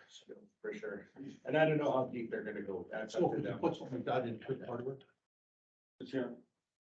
If they're gonna install infrastructure in our municipal boundaries, I think they should be held to some standard of construction. We should at least, I mean, I know they've got the right, the licensing requirements to withdraw the water, that's fine. But at the end of the day, we need to know where they're putting it in, how deep they're putting it in. How do they possibly think they're gonna get compaction this time of the year? I'm assuming they're gonna start construction pretty soon, maybe in the spring, I don't know. But those are things that we should at least be notified of, and they should be held to at least some kind of a standard if they do cross any of our public right of ways and cut open a road, then, Yeah. I mean, is there a traffic management plan requirement? Is there a requirement for how they reconstruct the subgrade? Is there a requirement for achieving proper densities in the road grade so that we don't have a big dip on the road forever and a day Yeah. afterwards? So these are the questions. There's I have in only mind. two roads they cross, well, they cross, two gravel roads. And then the rest is all dirt roads, so. I think there's 4 or 5 crossings in total. We should be doing it like we. I'd say it's been kind of sporadic at this point, like there's been nothing officially finalized. They've given us a preliminary route. They've started in their own field. Across, that bend, and that's kind of where the project has stopped. Like we should be putting in like we put an Enbridge requirement that they would do the land in the same, because Yeah. it was when they came upon. But at the very least, that offers some particulars. Where you putting the line exactly? How deep you're gonna bury it? What is your bedding detail look like? How you gonna cross the road? What is? And they should have that. I think they got that in the They should have application. it somewhere. Yeah. Where they're gonna go.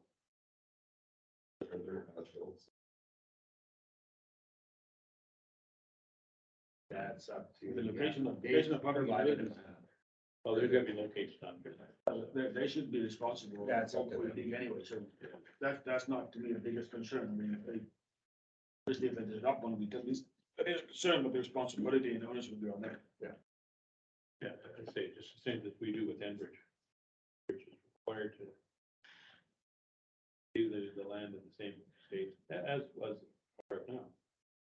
Absolutely. RF now has left the ditches in a hell of a mess, so. Most of the time, it's just the highway ditches, so where they've caused more problems, so. Buy a snowmobile, Dave. Sure, care. I do not need a bill. Yeah, like Thank you. most of the RM ditches, even up our way, they've left not in the same condition that we have to address RF now. Yeah, I think we're waiting for them to be completely finished. Some big boulders they brought up and I seen with my kids on the quad. That's been quite a few already, yeah. So If I've caught the intent, be it resolved that the municipality supports in principle the application subject to installations being 9 feet off property line, 8 feet in depth.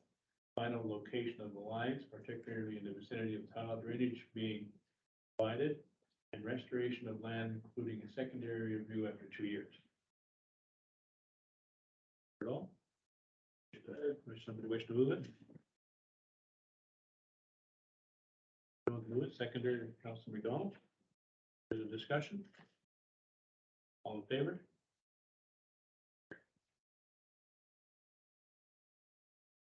Okay, so we are now into the firefighting agreement, general business. Be it resolved that a 3-year firefighting agreement commencing January 1st, 2023 be entered into with the city of Brandon as per the terms and conditions stipulated in the said agreement. Please move that. Pat, seconder. Councilor Fisher, discussion. For those that aren't aware, we have the agreement with Brandon, who are the first responders to that area. Basically, on the northern edge of our municipality, and they come in to cover 287 population. And And we have a per capita cost that we pay to them to do that. They come in, that's our first response. Once they are there and are arrived, they are released and they go to Brandon and they're finished. Everybody got a copy of that agreement? Sure. Yes. So it, in the covering email, it notes that the changes are marked in red, but our agreement have visibility to color on our stuff, so just wondered if we could get a summary of changes.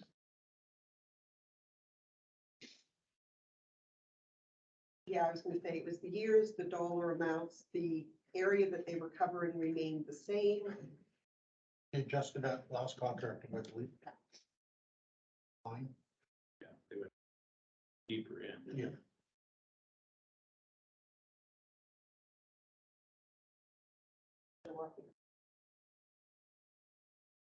Okay, so yes, the years are 2023 to 2025.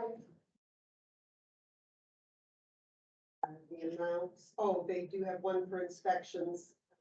Going to do it per property liable for inspections as follows, so their rates increase. I would note that in most instances where there is any kind of a requirement for commercial properties to be inspected, our own fire chief looks after that. Again, their dollar amounts changed. The amount for their overtime rates changed.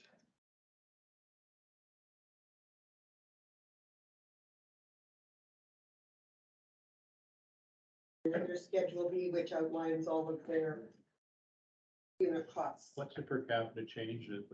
It's $57 for capita now. What change? What was it before? Page you're looking at. Page 5. Oh, yeah, I Doesn't have, have the old yeah, one. I'd have to Okay. go back to the.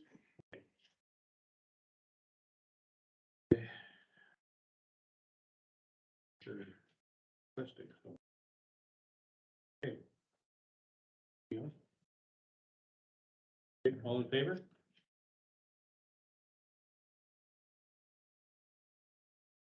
Be it resolved that a 3-year firefighting agreement commencing January 1st, 2023 be entered into with the RM of Prairie Lakes as per the terms and conditions stipulated in said agreement. Please move that. Seconder, Councilor Jones. Discussion, that is our own agreement to get accordingly. It is a revenue source for us. According to the fire chief, they didn't actually get called out. Again, it's a timing issue for Prairie Lakes in order to be able to get response out to their most northerly portion. Their fire units can't always get there in a timely manner, just given the routes they have to take. Ours is done on a section basis rather than a per capita. Yes. I just wonder if we should be looking for some sort of use on this. Agreement, I understand we maybe didn't, but our costs. I did ask the fire chief if he would like to see an increase, and he suggested no. I will tell you that this agreement has gone to Prairie Lakes, and Prairie Lakes has approved it as is. If there is going to be any extension of service with the medical response into any of the surrounding municipalities, I think that would be a good time to revisit the agreement in full.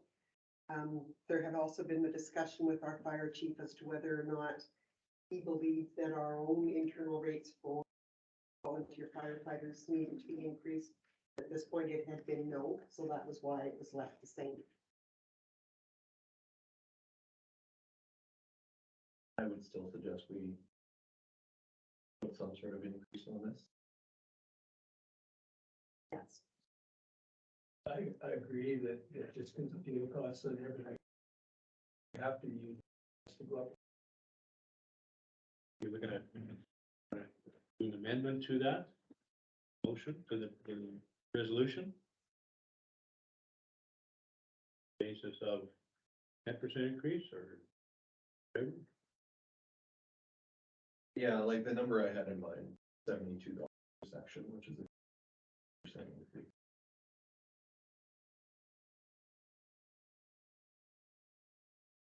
What about the, rate per person? That one. I think it's not what we're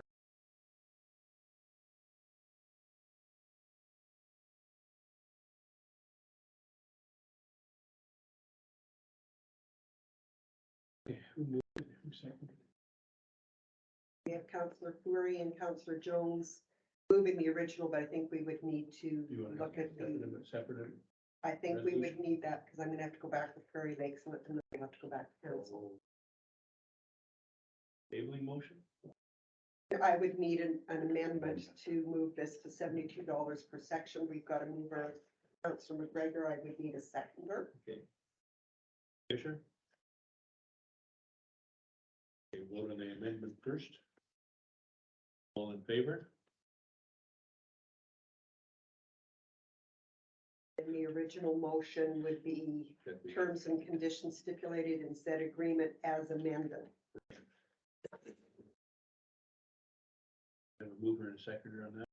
We do. We have Councillor Fleury and Councillor Jones, So if there's- you're okay there's the with change, that. the change, Okay with that. all in favor?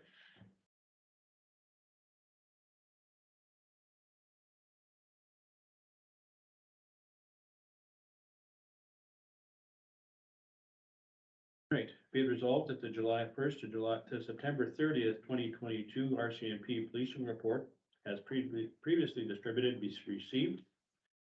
Move that. Mr. Jones, seconder, Councillor Corey. Discussion? All in favor?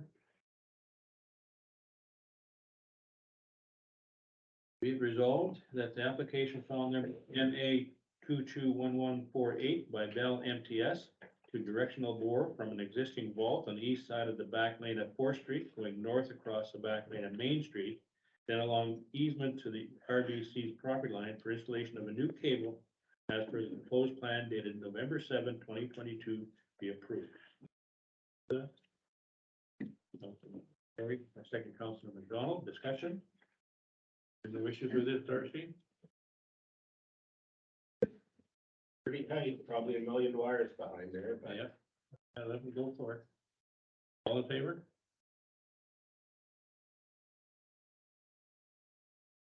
Yeah, it's fiber optic cables will be in there, won't they? Plus their own lines, so if they cut them, that's. Be it resolved that the request from Synergy Land Services Limited on behalf of Enbridge Pipelines Incorporated for an extension to blanket access agreement to December 31st, 2024, under the same terms and conditions of the original agreement be approved.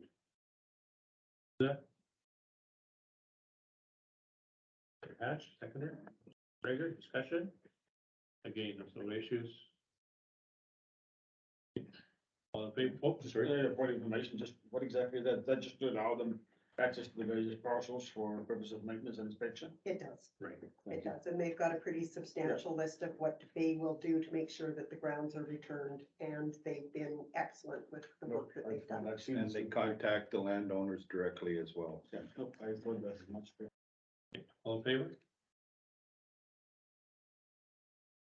Be it resolved that the request from Super Plumbing and Heating to lease a portion of the property located at 120 Commercial Street, formerly the Klein property, 2023, for the annual amount of $1,200 for storage of an enclosed work trailer be approved, subject to the applicant agreeing to save harmless the municipality from all risk associated with said storage. Please move that. Second, Council Fisher, discussion? This is a municipal property? Well, it will be as of January 1. So January 1, we take over that land. And the applicant is private, Super Plumbing and Heating, or the? It's a private person that he probably has a trailer on there now. Plumbing trailer or whatever. Equipment trailer. So this way we get revenue out of it. $1,200 a year. Private person is renting that spot now. Right. We're just And they carrying just want on. to continue when we take over ownership. Company he works for, I think. I can appreciate that. My concern is just policy wise, I mean, if we're gonna make space available in a public building, No, it's not a building, it's not a building, it's just land. He's parked. it's just on land. On the corner of the lot. Oh, same thing, he's parking his property. He's parking his movable assets on our fixed property. Does he get the exclusive right to do that, or can anybody else do that? That's the question. I mean, are we, Well, I think it's come to council. That's why this is here Yeah. as a resolution. Everything that must be parked on our property has to have a resolution. do we have a policy that says, you know, in general, if people want to park their stuff on our property and it's a space available, we will entertain it, or how do we do I it? don't think we have a policy as such at this time. Yeah. That may be brought forward. Committees. But I think at this time, we just have it that, we have our land and it's ours. Yeah. For use of our municipality. If there's gonna be something like this, that's come to council. And an individual basis right now. A risk for us and there's no impediment to our services or anything. Will this be in the way of? Absolutely not. No, it's out in the far corner, a spot where we wouldn't really need or use. It's a bush, so.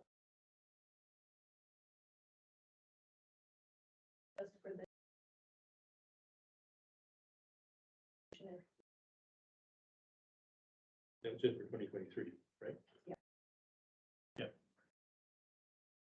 My concern is about perception. I mean, this guy's coming to council. Does he know that this parcel, does everybody else know that that's an option? Or is he the only person who knows that that's an option? Does he have an inside line because he sold the property, or he knows the property, or has been parking there before and have been given them preference as a result? My question is about perception. I mean, if we're allowing people to park for whatever reason, whoever on our property at a cost or good, my question is just public perception. Can anybody do that? Does everybody get a fair chance to participate if that's an option, or are we just saying, this guy asked, we say yes? Or do we say, hey, everybody can ask, we might not say yes to everybody, but then at least have to assume that everybody knows, and I don't know that we know that. Yeah, I'm not sure that we know that, but I don't think that that's also not disclosed that we won't exercise that ability. This was parked here before we purchased the property. Yeah, no, I appreciate this. So that's why he's there now, and that's why he's asking to stay there for, he may not stay there long, I don't know. But I would also note that council has entertained requests in the past similar to this.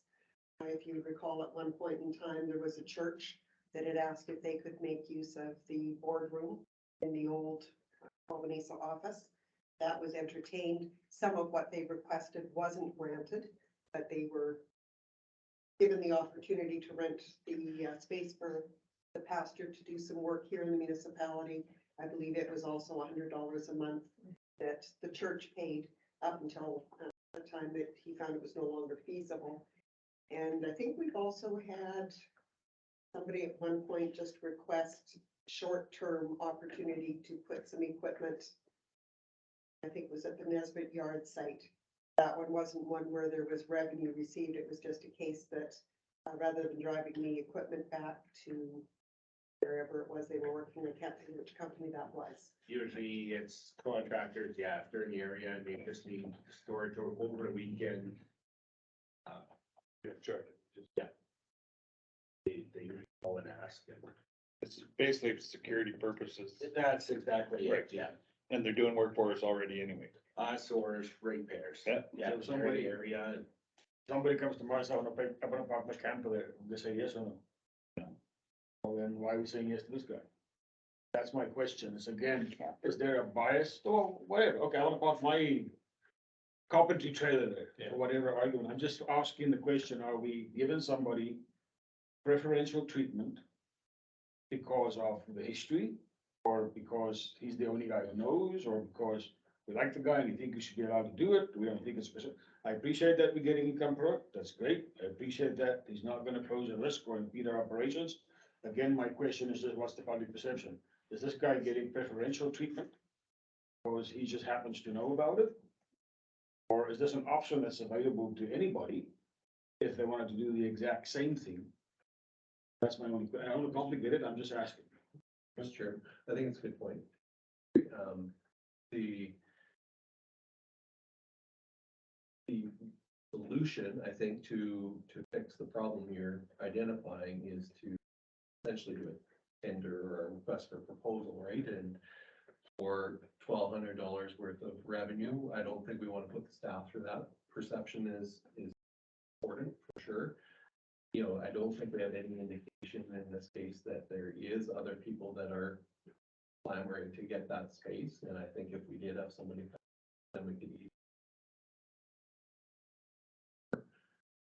put it out for then, but I think I completely see the perception argument, but there's also a use of resources and time argument here too, I think. that- I'm not even with the pragmatism of it, and there's probably an easy way for us to defend it by saying, well, this guy kind of was banking on this because, you know, whatever his relationship was to this property, and for this year, we've given him special consideration, and let's not go through a RFP or tender, or any of that, that's just ludicrous for this case. I'm just saying, in the future, or if somebody stops me on the street and says, hey, so-and-so's property, they trailer on your municipal property now, how the hell did they get that done? Mhm.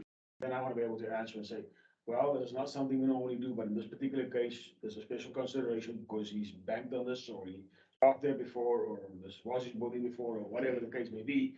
But in future, we will not do that again. If this space is available for public use, then we'll say, okay, fine. Tender or whatever process we, or we'll ask for an expression of interest or. Yeah, and I think that the Elaine had brought this up, is that this is only 2023. This is only a 1-year thing. It's on off at this point, as far as we're concerned. 2024 comes up, and that can be addressed before. Okay. All in favor? Be it resolved that the deficit recovery is outlined in the auditor's report dated September 20th, 2021, in the amount of $205,695, less applicable GST, be recovered by an amount of $148,896.20, being transferred from a combination of building reserve and gas tax reserves, and $75,000 being transferred by general ledger entry from accumulated surplus. Rather than, anybody have something, please move it. Seconder? Gregor, okay. Give us a. I would let Elaine speak to this one. Basically, it's an issue affecting our cash flow, the 140,000 plus GST. Part of our budgeted expense. But we had auditors after that. So So- that.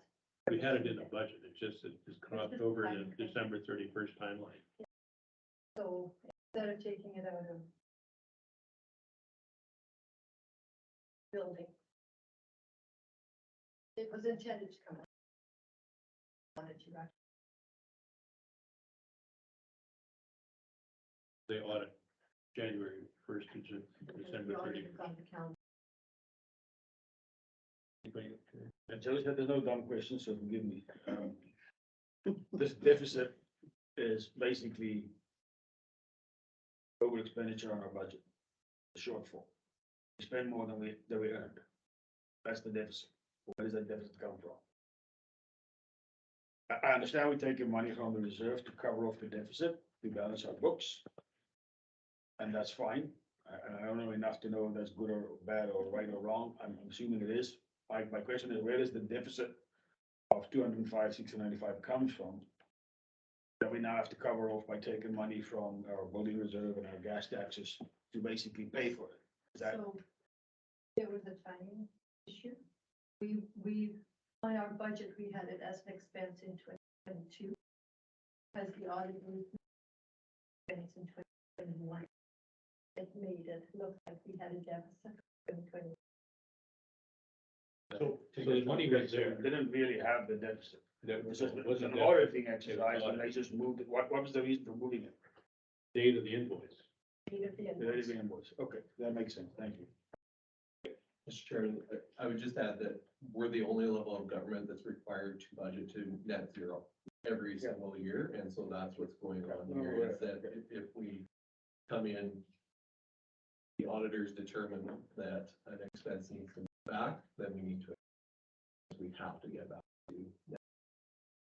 On the other side of that, the 75,000 is something we decided we were gonna take out of budgeted on a deficit basis for 22.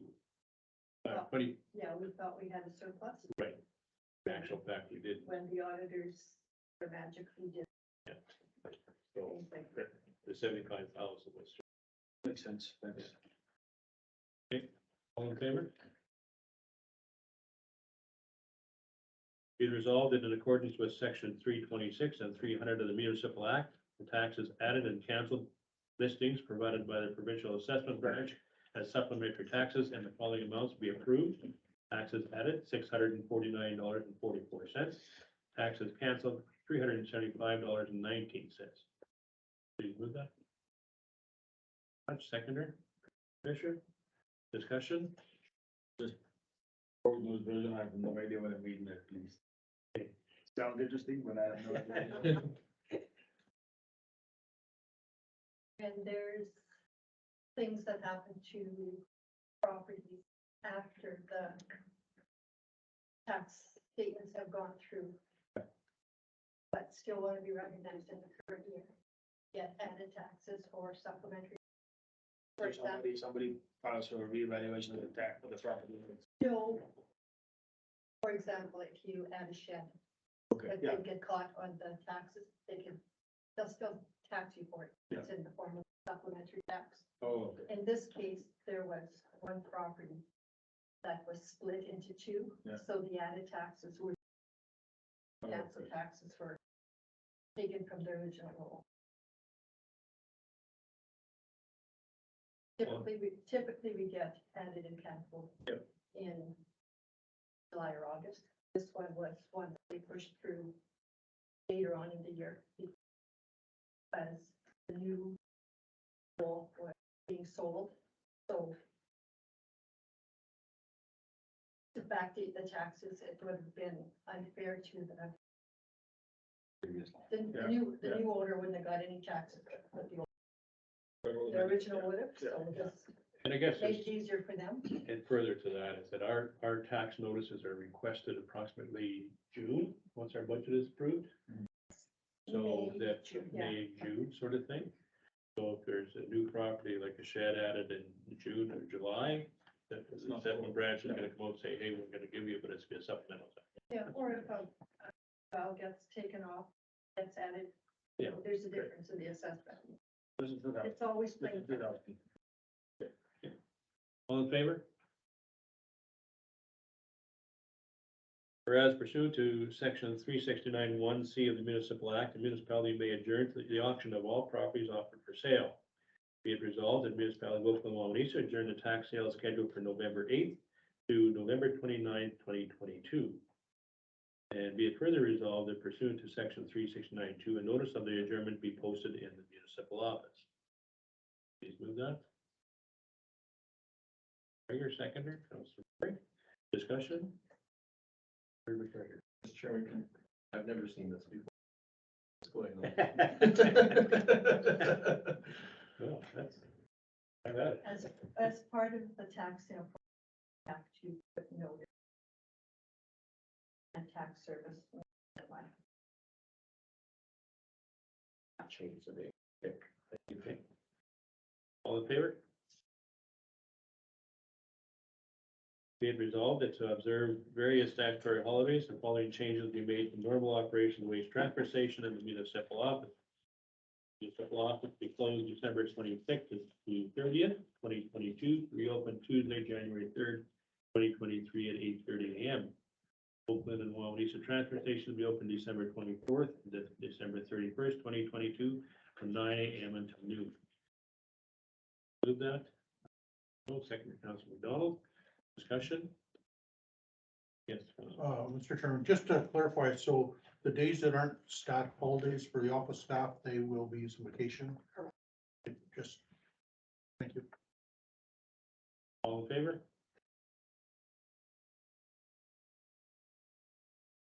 And be it resolved, that administration be directed to prepare the necessary bylaw for the construction of a public works office in the amount of question mark, to be funded by question mark. That will have to come out of some of the discussion if that's the direction council wants us to go. Okay, so I haven't got dollars and cents in there. How are we gonna have Uber in a second or two? Well, you could put in any of the amounts and So- timelines that Elaine had provided. So let me, 650, 700, 750,000. I will put, for the sake of it's resolution to put 700,000 in for the amount and to be funded by, want a debenture, or do you want to, how do you want to do that? Or is it just, you want gas tax, you what you like in that space? 300,000 from existing gas tax funds. Venture. For 10 years.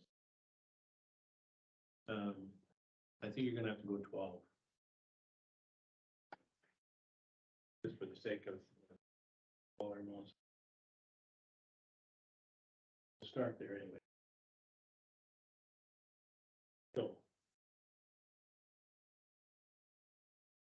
The amount of 700,000 be funded by $300,000 from the gas tax reserve, remaining 300,000 be funded by debenture over 12 years. 400,000, free up. 12 years. Sharon, I have one question. What, Can we get a, I want to get a mover and a seconder first, okay, please? We want to move that? One seconder? Fisher, okay. Go ahead. what did we have, freshman grain on the, in the reserve for? I think that's what you're talking about, the 300,000 remaining in the gas tax fund. We have there, and then we'd have to have 400,000 through the venture. Mr. Chairman, I'm for sure in favor of the project. I question the timing. Very big project. Got 3 new councillors at the table to ask them to be up to speed and ready to vote on this meeting. I don't think it makes sense or fair. So I really think that this is a project that should be considered, but needs more time. I would push this off to next year. The only situation there is that if you don't get working on the debenture and we have to have a public hearing on it. If we put it off till December or January, we probably can't get it into this next year. Yeah, I don't, my personal opinion is that we should not do it. This, Mr. Chairman, this is purely to get the paperwork. Right, that is all it's for. Well, we can say no at the end of this, as we've done before. You know, when we get the process going, the process is Lane will have to get a debenture amount as to how much the interest is, how much payments are gonna be. We have to come back and say, how are we gonna pay for this? Like presumably be by gas tax. And then it has to be done with a public hearing. The public hearing has to be set. So if we get, go ahead to start with the, have a public December 15th, and tentatively, our first ad in the paper, November 26th, second ad. Regulation. When the public hearing is, when you advertise, after the public hearing is, our object. 30 days to object to following the timelines. And we should have done this a month ago. This budget. But they threw an election in the middle of it, so. Which is why we're scrambling now. Jim, I'd like to, I suppose the council agree, I have to say, I think, fairness, I'd like a little bit more time to get my head around it. I haven't had the opportunity to look at the thing, again, I honestly believe there's probably merits in the project. I have concerns about the timing, it seems like we're trying to rush this through. I drove by the building and good and great, but I don't think it's that imminent, that it needs to be reached immediately, and we have to move ahead in sort of a mad fashion here, but that's the feeling I get. I have lots of questions that I'd still like to ask about the actual design and the actual requirement that we have. this point in time, I cannot support this time frame. I'm not saying that I won't in the future, in all likelihood, I will probably play as active a role as I can in moving this in the future, but I think we need some time.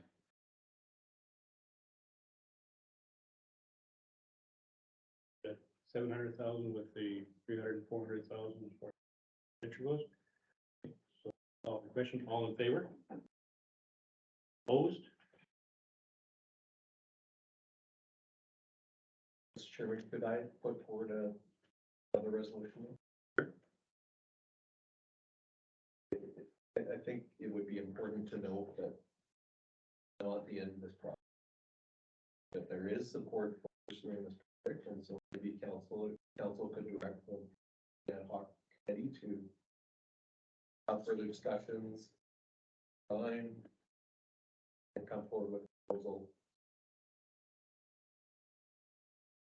dollar amount, and how we want to pay for it from the blanks we're trying.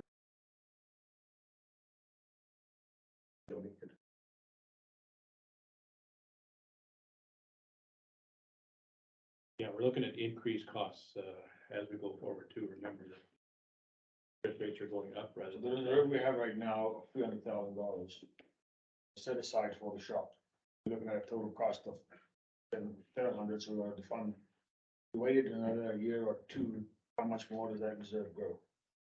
Well, that reserve won't grow much because it's sitting there and as a We're not reserve. contributing to it. Assuming we get the same dollar amount gas tax, Yeah. that's, yeah, 90,000. So we'd knock off $100,000 a year, Uh, or 90,000, let's say $80,000 a year if we waited another year. You're sitting with 380, and then we only have to fund 320. Theoretically, yeah, and That- there's been offsets. This cost escalation, I appreciate that, but we're also in the mad dash COVID pricing gambit here, and that is retracting and normalizing somewhat, so I don't know, we're gonna see significant escalation. The lumber has come, it's coming down. It is coming down. Steel, the plumbing and the electrical is not crazy right now. But on the gas tax side of that, we use some gas tax on a year-to-year basis. That doesn't all go into that reserve. Yeah, that's what I was gonna say, that's just what we had earmarked out of the gas tax fund. Yeah, So I appreciate that, just the point I'm trying to make is if we waited a year or two, that reserve would still grow. It would just be stagnant at $300,000. We don't decide how much it grows, but it will still grow. yes. Chairman, there would also be a decision for council coming up on how much we want to put into building reserves. So Blaine's only referring to the gas tax reserves. We also have a building reserve that we put in 50. So that'll be part of the budget discussion. Okay, so what I have, to suit your purposes, Councillor McGregor, be it resolved that the Building Ad Hoc Committee be directed to provide a subsequent report to council on construction of a public workshop, inclusive of building design and funding options. Investment. Yes. Go. You wish to move that, Councilor McGregor? Yeah, please. Seconder? Councilor Cory? All in favor?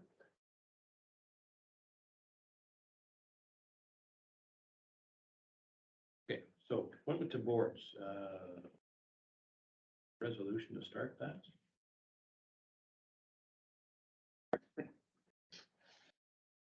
Howbeit is that be it resolved that appointments be made to the boards and committees as outlined below with terms of office to expire December 31st, 2023, unless otherwise noted.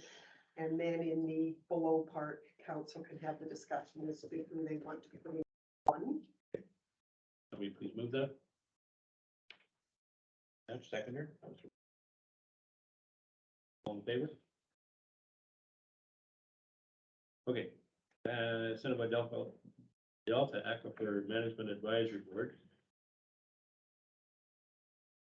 Well, looking for volunteers first before you have to assign people. I So, want to do that's all right, some dealings with. Central Assiniboine Watershed District, have Oak Creek Sub-District, Councillor Ash, you wish to stay on that committee? I can, we're pretty, on those committees, like, we're kind of left in the dark on projects. They're doing them via Zoom, and none of them are seem to be in our area here, they're all in Boulder area. And, I can be on it, I don't mind, doesn't take that much time. But I don't see any projects myself. Especially on the fringes or what, where it makes sense, but I think it's. Most of their projects, like I said, are east, they're not in this area. Well, there's nothing in this area, in this municipality, for Oak Creek. So I'm on there. And all I'm doing is rubber stamping everything, right? Because I'm relying on those guys. You're a positive vote, Craig, thank you. Okay, Souris River Sub-District, citizen Mike Fisher is now Councillor Mike Fisher. Yeah, I'll stay on. Okay. And I don't know about Bryce, Norma was gonna phone him, so. Okay. Touch with him. Glenboro South, Cypress, Oakland-Wawanesa Handyman, Councillor McDonald, you wish to stay on that committee? Unless somebody else wants to take it on. Do we have two people on the committee? Yeah, but yeah, Michelle was on last year. Okay. Anybody wish to sit on that committee? I can't. Anybody else?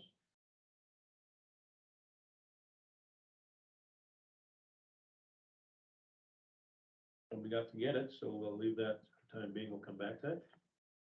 Tourist and District Vet Board. Jones.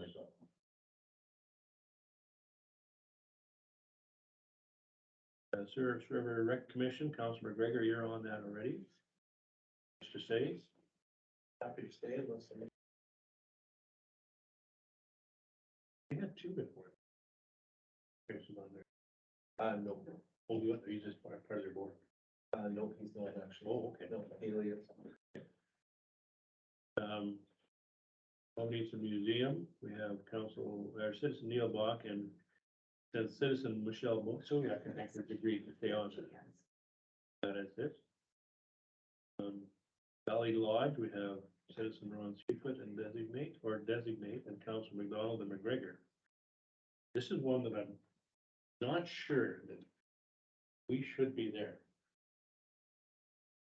Haven't got a financial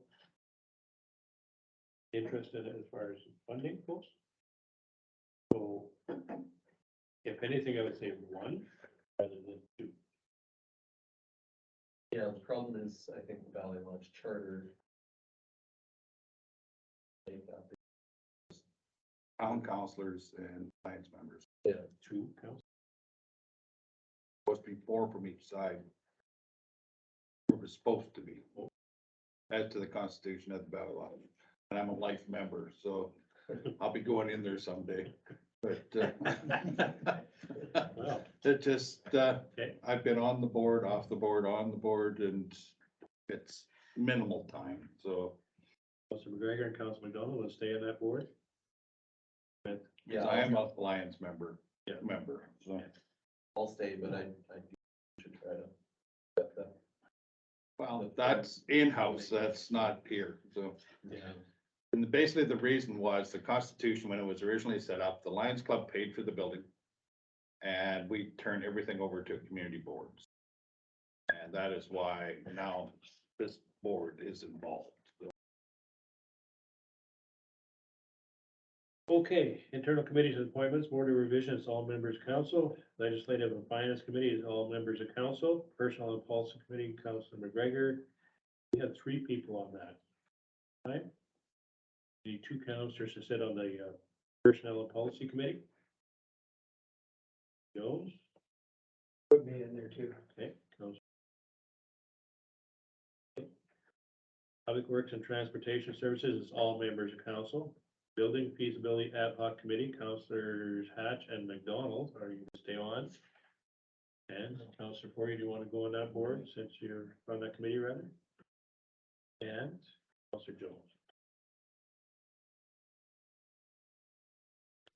Okay, the Wawanesa Hydro Generation Ad Hoc Committee, Councilor McGregor was on it. Has much happened on No. that? I like that idea. That was Counselor Corey's, Yeah, baby. Counselor Corey read some information as to making miniature hydro dams. And, Stick a thought pipe out. sometime it's gonna Run come through a about with turbine. our dam, et cetera, or wherever, so he was following up on it, so it was an interesting project. I think there's supposed to be. I think I think his idea was when they come, because the province is talking about replacing that dam, and I think it was just to try and maybe get ahead of the game and maybe work with the province and see if there was that opportunity, do some sort of hydro generation. On a small scale, obviously, but Well, you can have a 12-inch pipe with yeah, a turbine on it, so. You see a Yeah. purpose in carrying it on? I don't know much about it, to be honest. Like I said, it was Counselor Corey's. At the table wins outside of the night, but. I haven't seen the dam yet, so I'm trying to imagine the dam in my mind. I don't know where to get to that. Who put to burn, even the cost, we cover the cost of the generation. Manitoba Hydro's problem. Yeah. So maybe we'll eliminate that committee for now, comes back to being, and Replace a dam, I think we should revive it maybe, but. and the dam was supposed to be replaced 2 years ago. 10 years ago. Well, yeah, but 2 years ago, they're supposed to have an open house, and I then know the lady COVID hit. who that portfolio, she's hadn't slept a night since that, yeah, I can tell you that. It's gotta blow up first. Well, they never supposed to come and fix it, which we never have either. We'll get one of them, we'll have somewhere, and then everybody will get it. Yeah, they're all going. Oh, right. Right down this road, Yeah. road, right here. Okay, weed supervisor, Counselor Hatch. You staying on that committee, As or, long as council will give me more money. no, that's your budget requirements, let's see what happens in budget discussions. You can always ask. They went pretty good this year, didn't We were just lucky, we got a lower tender and the chemical cost doubled, so we were just they? Kind of broke bit the in, bullet. yeah. And he did pretty good work, right? Like, It was behind a bit. same thing, weather, men, timing, other jobs, but, Like we're got done. it got done, we were first on the plate for sure. Okay, that's all the committees. That is. So I guess my question, Councillor McDonald, how urgent is it with the handy band? to we're, have two we're gonna have a councillors? meeting right away, so, and I think it says in there we're supposed to have two. Okay, Just I check get and that. see what that is. I will, yeah, but I'm sure it's, we have two councilors.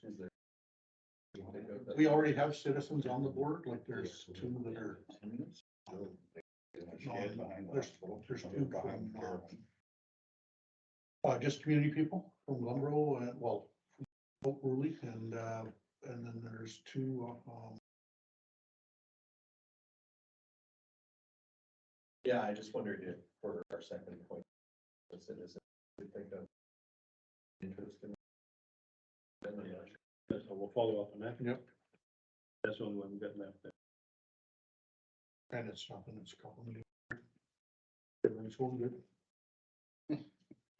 Good.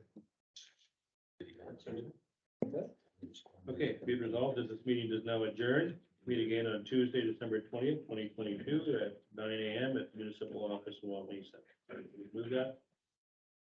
All second, Counselor Corey, all in favor?